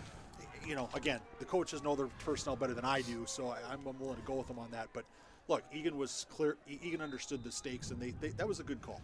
So 4 of the last 5 drives for Eastview have started at least the Eastview 45-yard line. 3 of them have started in Eagan territory. Sherman going for it all on first down, and that's going to fall incomplete down at about the 10-yard line. That was Bartle on the coverage, Mike, and that's a guy who has played. Think of what Bartle has played for this team. He's played defensive end. He's played on the offense. Now he's playing. Looks like he's playing safety. He's returned kicks. He's returned kicks. I mean, that's a young man who that's a young man who's definitely. He's definitely earning his spot. He's contributing. I'll say it that way. He's contributing. That's one way to put it. Yes. Yes. I do like that call though. Why not go for it? Absolutely. Here's Suggs. Nice. Evans and company were in there, and good job. Everybody stayed with it. Evans got back up and actually helped finish him off along with Merwin and Wallach. But yeah, credit Evans on that. Make the initial hit, and it's going to be a loss of about 3. Set up 3rd and long for the Lightning. Well, that's what an interesting play that was. Suggs was stopped more or less at the line of scrimmage. He comes out of the block, and so he's free again. He's able to gain yards. He moves forward, but then he's swallowed up by more tacklers. Yep. So instead of a 0 gain or a loss of 1, there's actually a loss of 4 yards. Rather, excellent pursuit that time by the Eagan Wildcats. 4 receivers in this set for the Lightning. 3 left, 1 right. Sherwin trying to go down the middle. That was way too far as he led the intended target, Palucci.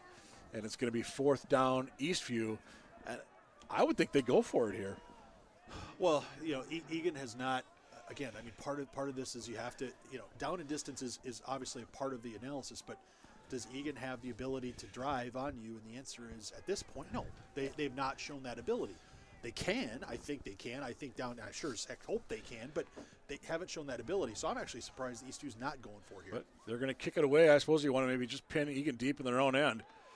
So that ball got deflected on the way through, and he still gets a favorable bounce for Eastview. Going to be down at about the 27, 28-yard line. Good surge by the Eagan crew up the middle. I think it was Sorensen and Hansen in particular that I'm not sure which one of them got their hand on the football, but bottom line is Eagan takes over from their own 28-yard line. 5:13 to go in the third. Down by a 21-0 count. Yeah, and just for future reference, for Charles O2, when the ball is in that position, get away from the football. Yes. That time there was a chance that you saw the Eastview defender coverage guy pushing O2 towards the ball to try to get him to touch that ball. Fortunately, it had died, lost momentum. But there's a chance that could have been a disaster for Eagan. And you just have to be smart. You have to get away when that ball is bouncing like that. So let's see if the Cats can put something together on this drive. Here goes Evans in motion. Give us to Williams. And Williams picks short pickup that time. A lot of Eastview players look like they were kind of reaching for the ball in there as well. And really, you get a big pile like that, I mean, why not? That's kind of what you're taught to do. Well, yeah, you expect the first man to make the tackle, second man goes for the ball. That's common defensive philosophy when you're playing group defense. Is first man makes the tackle, make sure he doesn't get another yard. Second man goes for that football.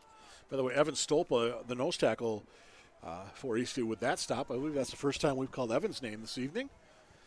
So we're down to 4.5 to go in the third. Little counter this time, Danko. And guess who he's dropped by? Levon, who we've called, well, a lot more than we've called Evan Stolpa tonight. Yeah, absolutely. No, he's had a big game. Now there was excellent blocking at the point of attack that time. It's a shame that it only netted about 4 yards, but there's some great blocking at the point of attack, and you get the sense that if Danko's that kind of runner, Mike, that if he could somehow get past that first block or first tackler, if he can get a broken tackle, he's the kind of player who can go to the house. Yep. 3rd and 4 for the Cats. I would say a big play right here for Eagan. A lot of options when you got to get 4.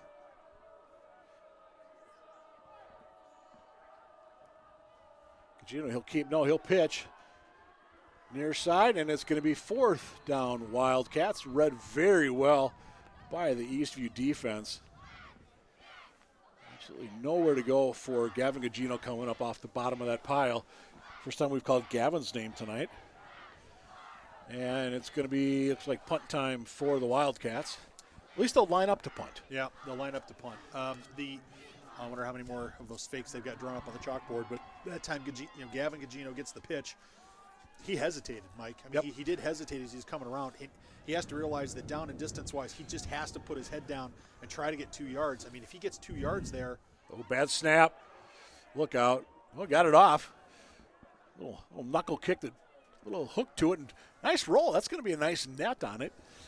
But good job there by Oland to come back and get that one off. Big credit to Isaac. And Eastview is going to take over at about their own 23-yard line. Yeah, it's fortunate for the Eagan special teams and punting unit in particular tonight that Style is not up on the scoreboard because I don't think I would have drawn that one up on a chalkboard. But credit that time to the unit for getting the punt off one way or the other. As scary as terrifying as it was. Now, to be fair, I don't think that either one of two things happened. Either the Eastview guys were looking to set up a return, or Eagan did a great job of blocking, either one, because there was time to get that ball off. Well, I think Olin just found a seam and just let it go best he could. Here goes Suggs looking for a seam. Instead, he'll bounce it outside, and that's the first down for Suggs and the Eastview Lightning. Bartle finally took him down, but the ball's going to be moving out to the just about the 40-yard line, and it'll be a 17-yard run on first down for Suggs. Well, Eastview to start the game was really lining up in a lot of tight formations around the football, and now they're running outside. They seem to they figured out, I think, that Eagan is weaker if they get spread out. So they're going with multiple receivers now and giving it to Suggs, and now you have fewer and fewer guys to hold those edges, fewer and fewer guys to fill on the backside. And guess who this time? That time he gets gobbled up. Derry Hansen, first man in, the big 6'4" defensive lineman for the Wildcats. Herman in there helping out as well as Colby Sorensen, number 3, as we're down to 2 minutes to go in a scoreless third quarter, but it's still 21-0 Eastview. Yeah, the Eagan defense is, look, I mean, there have been times when they have not done what they need to do, but they haven't played poorly in this football game. They have created opportunities. They've done some good things, and so it remains to be seen here. Now that we've got second down and long, can they create a third down in situation that's going to make Eastview have to think about what they want to do offensively?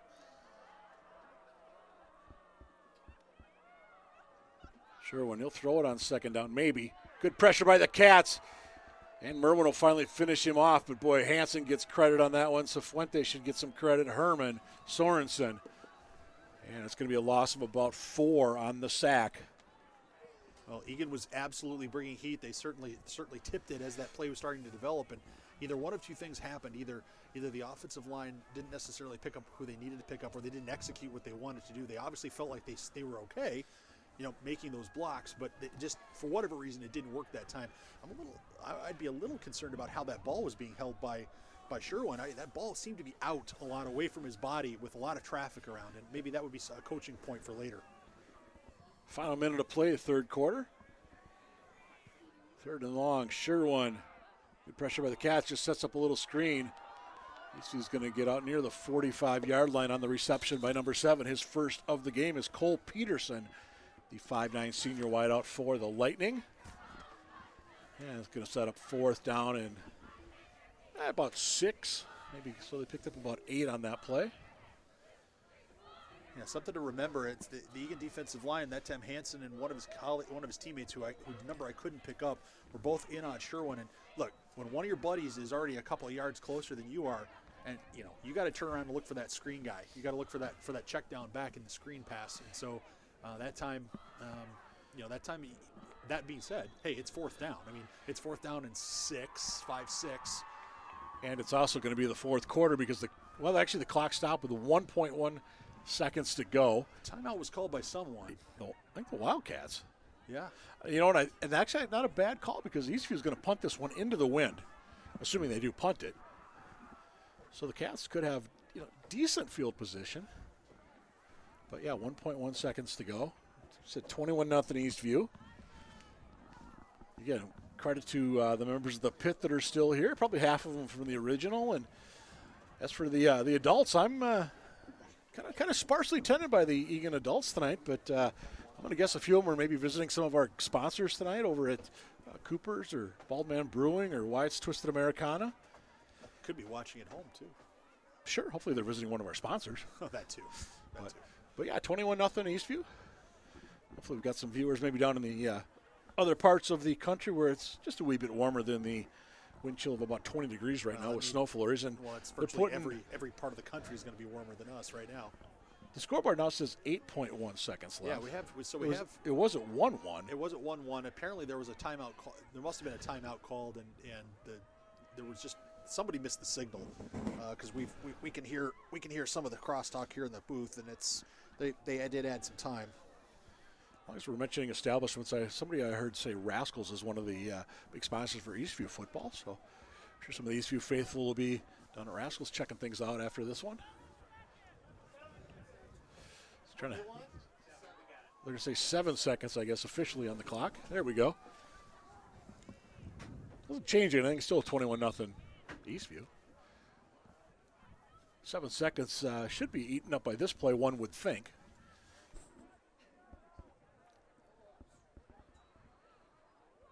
And Smith, kind of a low liner.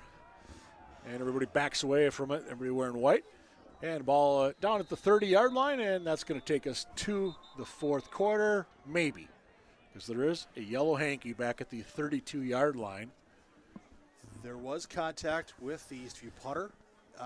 My guess is it's probably the running into the punter, not roughing the punter type. So the question, if it was a 15-yarder, obviously they wouldn't be talking to the Eastview coaching staff. They just tack on the 15 yards. But the question now becomes, do you want to give them the ball, or do you want the 5 yards? Because 5 yards isn't going to give Eastview a first down. So the question is, but it makes it about 4th and 3. Yeah, 4th and 3, 4th and 2. Yeah, it does. Or do you tack the 5 on to the return and give Eagan the ball at the 1st and 10 at the 25-yard line instead of the 30? We see Kelly Sherwin out on the 45-yard line there for Eastview. Well, briefly, coach or the officials will. And it looks like Eastview is going to take the penalty. Roughing the kicker is the call. No, it's first down, Lightning. It's not a first. He didn't signal roughing the kicker. He signaled running into the kicker.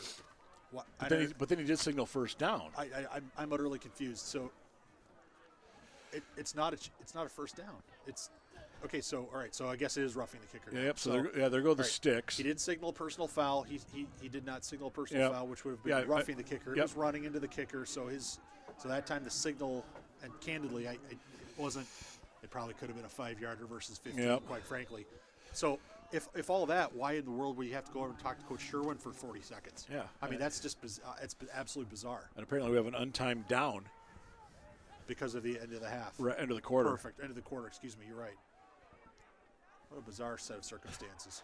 Well, you watch this game enough, Mike, you eventually see everything, don't you? Pretty much. So from midfield, and Suggs will come back this way. And there's a late flag coming in. That's going to be on Eastview most likely coming back, and that's going to negate a 12-yard run by Suggs. To his credit, dropped his shoulder right at the end into Bartle. And there's the holding call against Eastview. And guess what? I think we're going to get another untimed down.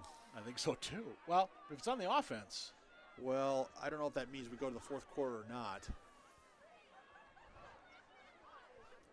For those of you that are hanging out with us on the YouTube, we appreciate you sticking with us. And as you just said, you kind of learn things as we go. Well, every once in a while, it's Every once in a while you pick up on stuff. So it's first down at the 50. So you take a holding from the spot of the foul. That's going to make it first and 23 as the ball goes back to the 37-yard line.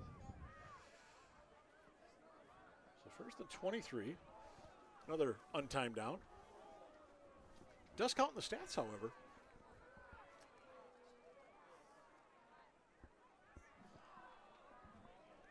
And Suggs out to the 41-yard line. Evans and company. Bartle, 0-2. Okay, I think now we've officially reached the end of the third quarter. And the Neil Diamond Classic, Sweet Caroline, now being played at Eastview High School Stadium. And those that remain from the knee on out are about to sing along with Neil. So we've got 12 minutes to go on this one. They're going to say that was a 4-yard run, by the way. You know, we were talking before the game. We are getting set up here in the press box at Eastview High School. And a couple of the Eastview student managers were kind of setting up some stuff next to us. And we've talked about this, earlier this year. The student managers, they do so much work but get so little credit for what happens. And we're going to give a shout out to the Eastview student managers. It's Sunday Wynn, Faith Reichstad, Lauren Hartig, Landis Parham, Adriana Johnson, and Kaylin Mua. So they've got 6. And how about the Eagan student managers? We've got, I think, a quartet on our side. Yeah, it's actually a quintet, I think. It's a quintet. Emily Ritter, Olivia Bennis, Gabby Gustafson, Kylie Ruth Tuarty, and Cody Cooper. So again, there's one thing. If there's one thing that student athletes sometimes fail to do is say thank you. Instead, to say thank you to their parents, say thank you to their coaches, and say thank you to their teammate, their colleagues, their classmates, the people that are around them to help make the experience a positive one. And the managers are a big part of that. Absolutely. So, and they're all out there tonight. I saw they, at least the Eastview ones, they're all bundled up. They've got the Eastview football heavy parkas on, and they're down there with their team. Frederickson, a quarterback that time I believe, for Eastview. Look out. See ya. To the house. Barber, 59 yards. No flags. 20. Well, wait a minute. We've got an Eagan player down back at the 45-yard line. You also got a penalty flag at the 46-yard line. Oh, is there? Okay, I missed that. Yep. And it's Cifuentes that's down for the Wildcats. But that was Barber for 59. So the way everyone's holding acting. Eastview, it's coming back. Yeah, the way everyone's acting on the field, both the Eastview and Eagan players are suggesting that maybe this isn't going to stand. So, as you just said, it's going to be holding against Eastview. And it's really unfortunate on one level because the way that play developed to the left side, to the near side of your screen, the hold looks like the flag was thrown by the official on the far side of the field from where we are, which means the back side of the play. And, clearly it may have been an infraction, but it was, look, you usually don't need to hold somebody on the backside to create an opportunity on the play side. And that time, somebody got a little too enthusiastic and hauled someone down, and it's going to cost Eastview some yards and some points. You see Cifuentes basically walking off under his own power. That's huge for the Wildcats. He's been there's another kid, started out running the ball quite a bit this year, switched over to defense, has played well. And to his credit, obviously made the change, hasn't complained about it from everything we hear. So, and that's one thing that Nick Johnson was telling us about. These kids, they know the record.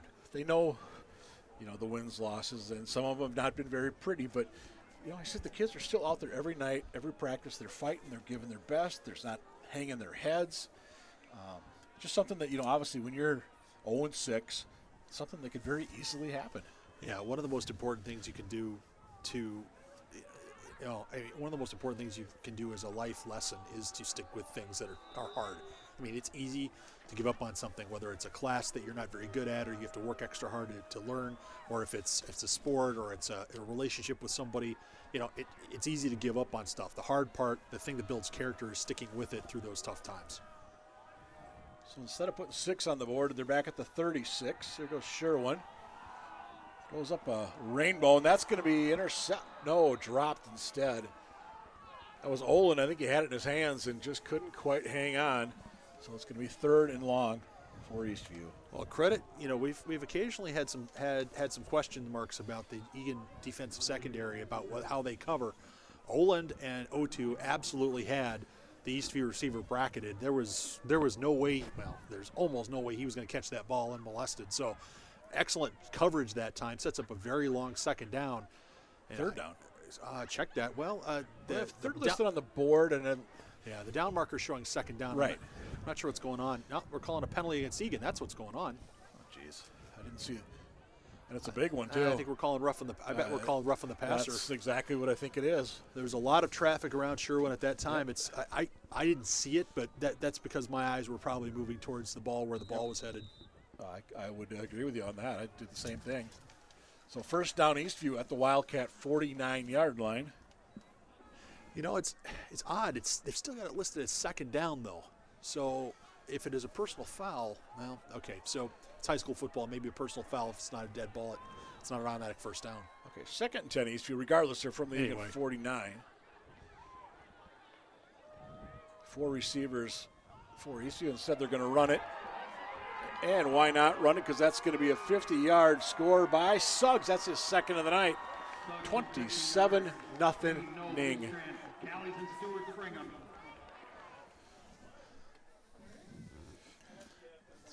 Yeah, we got extra flag, and I think they're going to get Suggs for taunting. That's what I think too. There's a little bit of hot dogging into the end zone. I think the officials are probably going to try to dial that back here.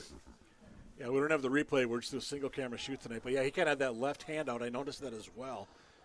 And I'm sure Coach Sherwin will have a word with his running back. Yeah, the coaches are having a talk with him right now, and that's going to cost him on the kickoff probably. 27-0 Eastview is the score now with 11:33 to go in the fourth. Nick Johnson looking for an explanation just off the right side of your screen. And I think, head coach. And I think if I'm Coach Johnson, I definitely want to take this on the kickoff and try to give myself, my offense, a really good field position for what's going to be, obviously still an important drive to try to get some points on the board and, make this scoreboard light up a little bit more than it's already lit up on the other side. So my guess is they'll probably enforce this on the kickoff. Yeah, Kelly Sherwin just off the bottom right corner, or just on the bottom right corner of your screen. He's getting the word from the official what the Wildcats have opted to do. Yeah, what I'm concerned, what's so curious about this, assuming it's a celebration penalty or a taunting penalty, whatever, sportsmanlike conduct, whatever we call it now in high school football. The interesting thing is that the officials closest to the ball, closest to what was going on, didn't throw the flag. The flag came from an official well up the field, and I always scratch my head about that. Is if I could see it from the booth and the official from up the field could see it, I struggle with why the officials closest to the misbehavior would have given that a pass, especially given the score of the game, the inter-district rivalry. That's an easy flag to throw to keep things under control. And the kick is good, fourth of the night for the Lightning kicker. 11:33 to go. It's 28-0. Eastview. Andrew Titcomb with his fourth PAT of the ball game. And the pit on the far side has thinned out even more. You see that it's on the Eagan, bottom right of the Eagan stands as you look at your screen. The Eastview pit, or the Eastview student section, is getting a little sparse as well. Yep. I think there may be, and I see some more of them heading to the exits. I think they're thinking it's time to go find the after party. Right. Or maybe they're going to go, and I saw Eastview has their big volleyball invitational this weekend. I saw the Eastview Lightning, they're just over 500 in volleyball. Of course, the Eagan Wildcats, the machine rolls on, 20-0 on this season, and I believe they've lost just 6 games so far in 20 matches. It's impressive. I mean, there's no question about the record that's been built in that program, the coaching staff, the leaders of that, credit to the booster club, credit to the players, the coaches, the community. I mean, it's fun to watch a program that is that dominant, where right. the standard of excellence is so high that, I mean, losing a game is cause for reevaluating things and really focusing and redialing it back. And now Eagan gets the benefit of the 15 yards. Right. Speaking back to volleyball, I know the state tournament, I believe it's the 7th, 8th, and 9th of November down at the Xcel Energy Center. And I think Eagan pretty much has a standing reservation that Thursday down there for that 9 o'clock game, or match, I should say. As for the football team, they're going to take over just on their own side of midfield with 11:29 to go. And we've got a late flag coming in. I don't know if we have a late hit or some unsportsmanlike conduct, but it came from the official back behind the play. And it was thrown a few seconds after the play ended.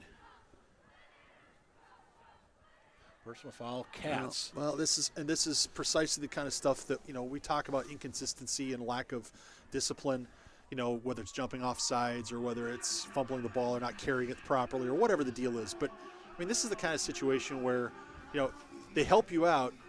Eastview helps you out by taking a 15-yarder, and what do? You give it right back to them. I just don't get it. You do something stupid. Absolutely, and it's completely preventable. Now, again, part of that is, are the officials doing a good job out there of maintaining control of this football game? But more importantly, it's up to the players and the coaches to rein it in, to be, for lack of a better word, Mike, professional, right? They're not professional, but to be classy and realize, look, the score is what it is. Yep. We're going to come out for the next 11 minutes and 29 seconds now with the football. We're going to try to score. Looks like Eastview still has their first-string defense out. Cats are staying with their first-string offense. Eagan's been shut out 4 times this year out of their 6 games. Scored a grand total of 15 points on the season as Cifuentes slipped. And still going to get a couple of yards out of that play.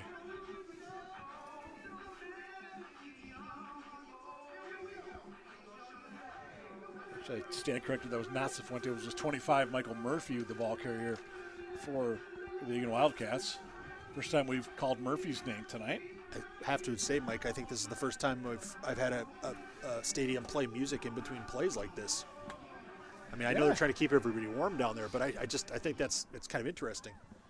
It's just turning into a long game on a cold night. Kind of a flag fest there in the third quarter. If Eastview gets up by 35, we'll go to running time. Hello.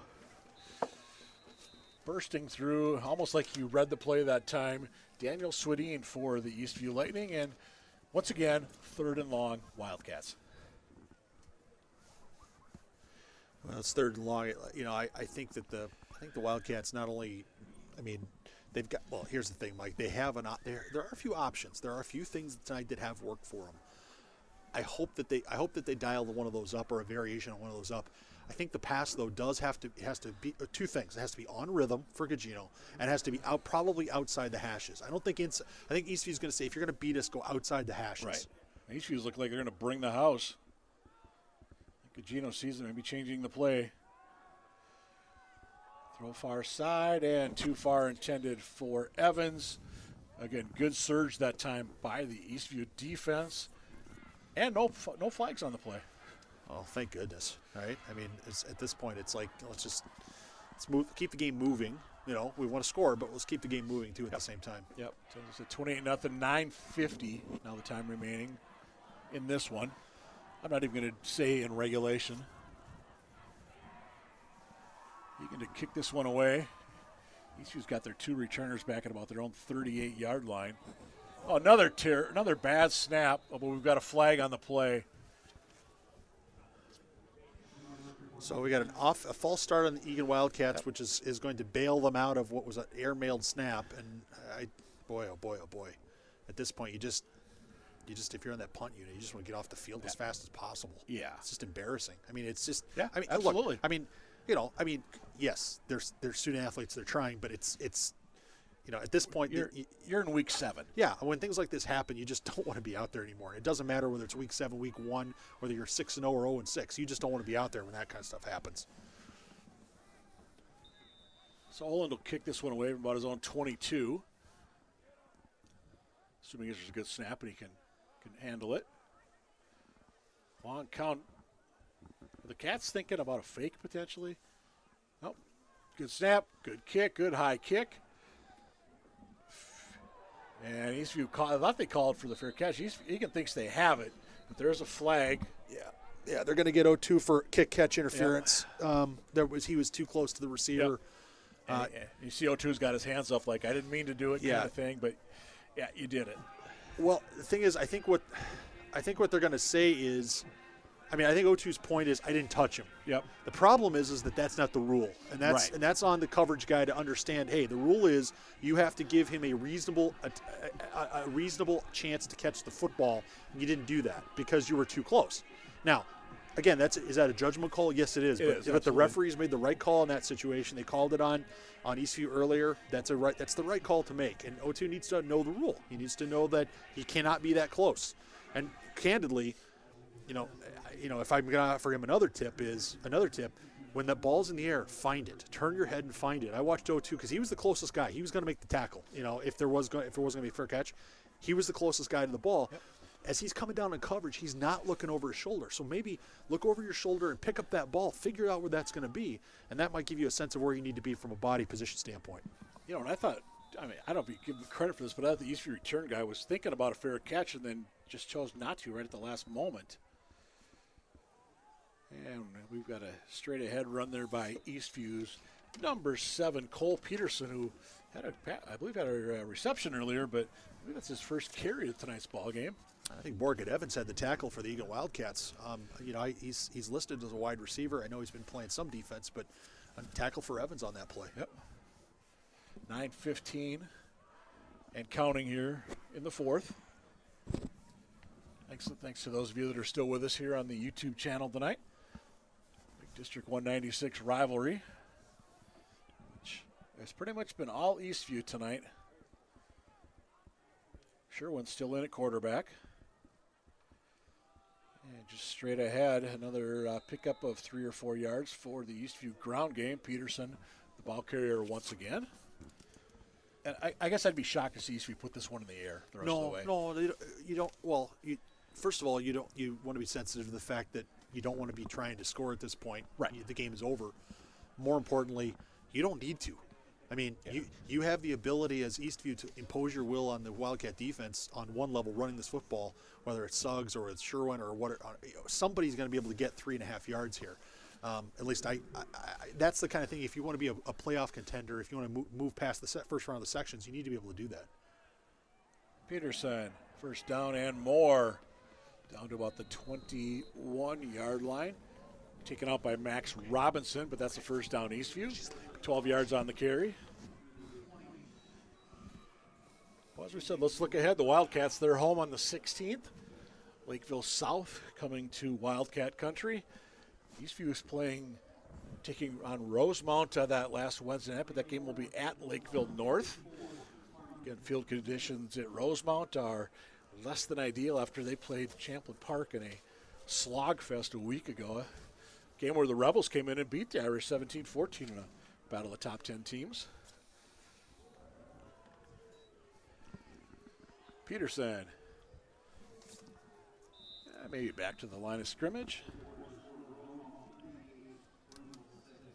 And Rosemount, we understand right now, is crushing Burnsville. I think I was at 28-6, he said, or 38-6. Yeah, I want to give a shout out to something I read in the local paper the other day. Twin City Marathon was last weekend, and there was a pretty cool duo from Eastview that made it.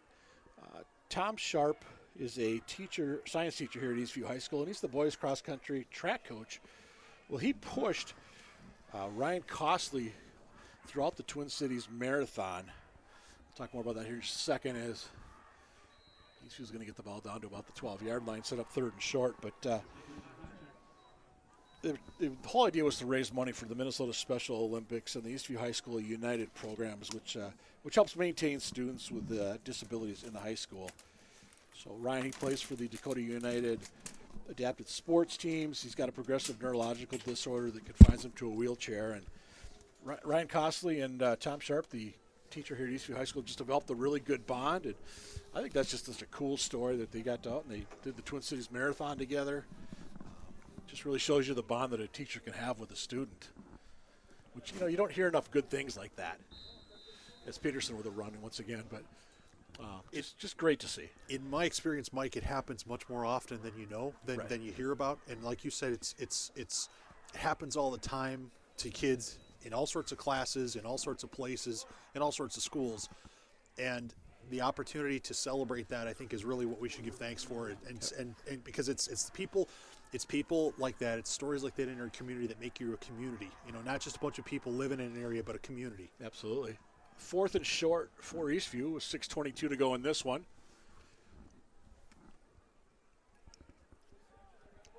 Straight ahead, barreling his way down to the 5-yard line. I believe first carry of the night for Tommy Donahue. Sure I got the right number there. Yeah. 5-yard line, first down Eastview. 6 minutes to go in this one. Eastview can punch this one in and make the extra point. We'll be in running time. First down at the Eagan 5.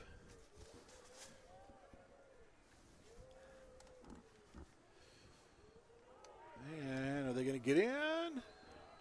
Down 2. Yeah, touchdown Eastview.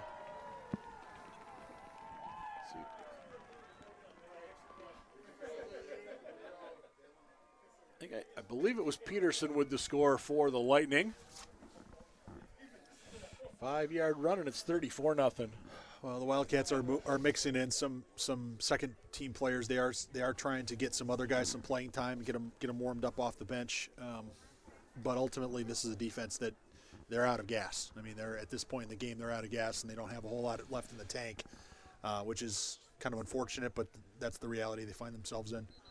I mean, how many times have we said that this year? Oh, we got a flag on the PAT. Yeah, Eagan jumped off sides. Yep. If the PAT was good, well, I think what they're going to say is that they jumped off sides and that Eagan made contact with the other side, so that, or with the offensive line, so that by rule they have to enforce the penalty versus. I mean, they didn't even signal if the PAT was good. I'm kind of concerned. It's kind of confusing. So yeah, I saw the flag and didn't even watch the kick. To be honest with you. Right. Kick going for his 5th PAT tonight. Kind of a liner, and there you go. 35-0 Eastview with 5:49 to go in this one. So Eastview is going to improve to 3-4 on the season. They're going to end a 4-game slide. Cats are going to fall to 0-7, and the Eagan losing streak is going to go to 21 games. Well, I think about, I was talking to somebody the other day about this, and I feel so bad for the Eagan seniors. In theory, you're going to, probably play varsity junior, senior year, maybe your sophomore year. If you play 2 years, you're going to likely win no varsity football games. And if it's, you played as a sophomore, you're going to win 1 in 3 years potentially. Because let's be honest, Eagan's going to be a heavy underdog in their next 2 games. Lakeville South comes to town, number 2 team in the state. Yep. In the playoffs, you're going to go play a top team on their turf somewhere. Yep. And, if your offense continues to go 3 and out, 2 steps forward, 1 step back, it's not going to be a pretty end of the season. And, the numbers are numbers. They say one thing, but, you talk to Nick Johnson and the Eagan coaching staff, and they've seen a lot of progress. You think about where this team was back, in mid-August when camp started. I mean, it's not much of a stretch to say you had some kids that were literally learning how to play football. Yeah.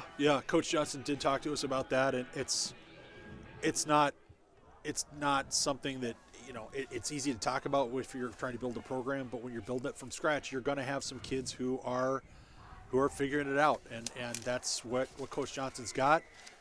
There's still 5:44 left here. As soon as they start the ball, as soon as Eagan snaps the ball, that will be in running time.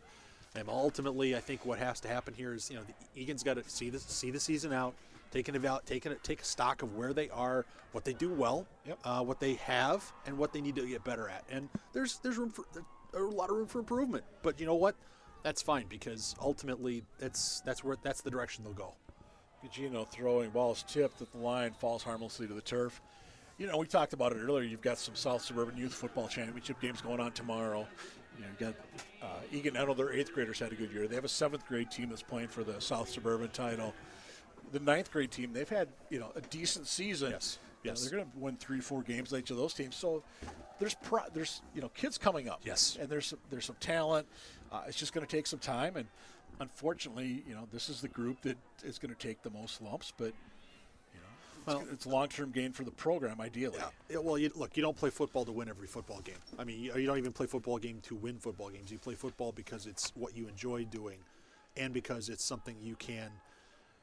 It's something you enjoy, and it's something you get something out of, whether you win or lose. And sometimes, as we've talked about, Mike, some of the best lessons you learn in life are when you get knocked down, or when you lose, or when you struggle, and it's that time, it's situations like that reveal the most about your character. It's those types of situations that reveal the most about who you are as a person. And I think that's ultimately look, Eagan, Eastview, virtually all these teams, most of the kids on these fields will never play organized football after high school. Right.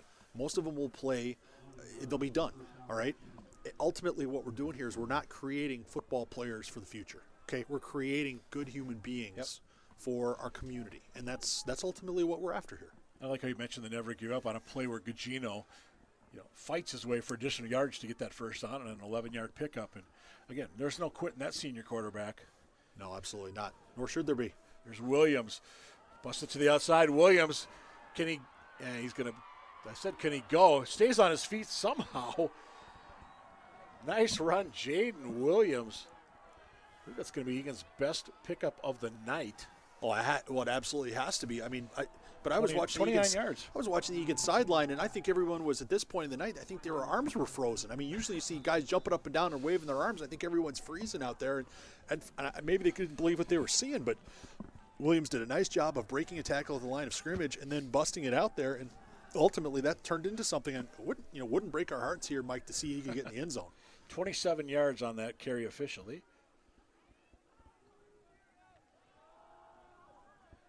And far less than that on this carry.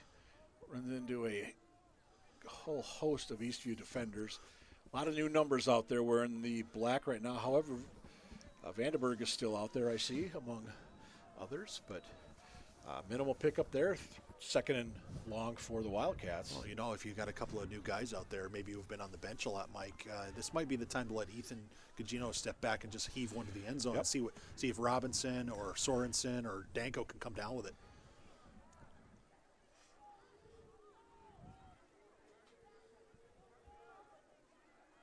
Gugino hands off to his brother Gavin, and it's going to be third and long for the Wildcats. Read very well by the Eastview defense. Looked like number 2, Donahue, was the first one in there for the Lightning. Well, I can pretty confidently say that we're not going to be punting at this point in the field. So, I mean, it is 4-down territory. Yep. So, I'd like to see Egan get a first down here. I'd love to see him score, but let's get a first down. Let's give ourselves an opportunity with 3 timeouts left. And, I know it's running time, but we still get to use our timeouts if we get down here. And, hey, scoring a touchdown would make a difference here. This would be exciting for these kids. Yeah, 6 looks much better than 0. Oh, absolutely. Gugino, look out. We've got flags. Yeah, we got a false start. The wing back, the Z or wing on the right side nearest your screen was leaning forward too much. And again, Mike, that's one of those concentration penalties. You have to know the count, you have to know the cadence, you need to know what you're doing. And suddenly we go from third and 8 and change. Now we're at 3rd and 13. And wash, rinse, repeat. What we said earlier. Yeah, I mean, I just it's that's the kind of stuff you just can't have happen. I mean, I don't know if you run it out of someone. I don't know if you have make them do push-ups until, or sit-ups until they can't do it anymore. But they got to learn that lesson. They have to be on track there. Pretty good going that time. Gugino under pressure. He'll step up. He'll run outside. And he's going to be close to the sticks on that far side. I think he's going to be a couple of yards short. We'll see what the officials do mark him, however. That was a heck of a run on 3rd down. Gugino did an excellent job. I mean, for a court, he still had his eyes down the field. He was looking to try to complete a pass, but at some point, somewhere between the 30 and the 25 and 30-yard line, he made a decision, I'm going to run this football. Yep. And at that point, he took off, and he was moving. And that's kind of exciting. Here's a 4th down and 2 from the inside the red zone. Let's see what Eagan can dial up. This reminds me a lot of the Burnsville game a week ago. It does. Cats went down. They scored in the final minute. It does. It does. It's amazing how that changes how you look at the game and how you feel at the end of the game. Absolutely. Doesn't it? 4th and 2.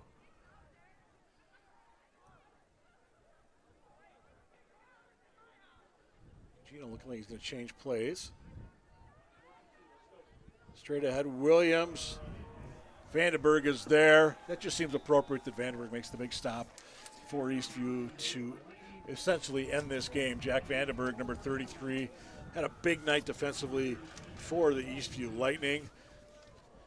And the Eastview Lightning are they're one kneel down away from a 35-0 win over the Eagan Wildcats. So as we said, Eastview and the Neon is getting down on the fence. They're getting ready to celebrate with their schoolmates.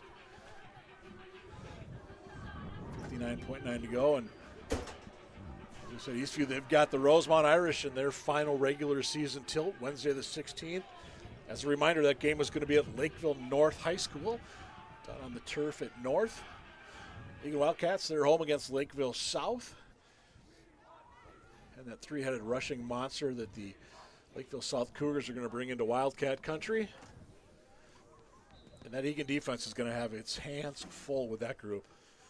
Yeah, that will definitely be a situation where Eagan's going to have to think about how they can, how they can attack that. I mean, we talked about it tonight. There have been times, flashes, where they've done a good job of it, but, they have to attack. The collisions have to be on the other side of the line of scrimmage. That they have to penetrate and get on the other side of the line of scrimmage and make things happen. I'm not sure that our normal, the normal way of doing things is going to work. My guess is, if I had to bet, even though it's a short week, is that the coaching staff's probably going to dial up some sort of special defense to say, hey, let's try to sell out against the run, make them beat us by throwing it. Should be the final play of the football game. And it's going to be a minimal pickup for the Eastview Lightning, who are going to defeat the Eagan Wildcats by a 35-0 count. So congratulations to Kelly Sherwarn and the Lightning. They end a 4-game slide, improving to 3-4 on the season. And the Wildcats shut out for the 5th time in 7 games this year. Not a good number for the Wildcats. 5 out of 7 with a goose egg. 15 total points scored this year by the Wildcats. So things to improve. They've got a short week to do it. And we'll see what happens for the Eagan Wildcats. Teams will shake hands. And we're going to check ourselves out here from Eastview High School. A very cold Eastview High School. The snow flurries have stopped. The snow pellets have stopped just in time for the game to end. So on behalf of the entire ETV crew, Aaron Thomas, Dalton Gruber, those guys get give them all the credit tonight. They got this thing up and running. Dalton froze his fingers off up there shooting this one tonight. I'm Mike Cook. He's Nathan Cron. We'll see you Wednesday the 16th, Lakeville South at Eagan. Next time up for your Eagan Wildcats. Good night, everybody.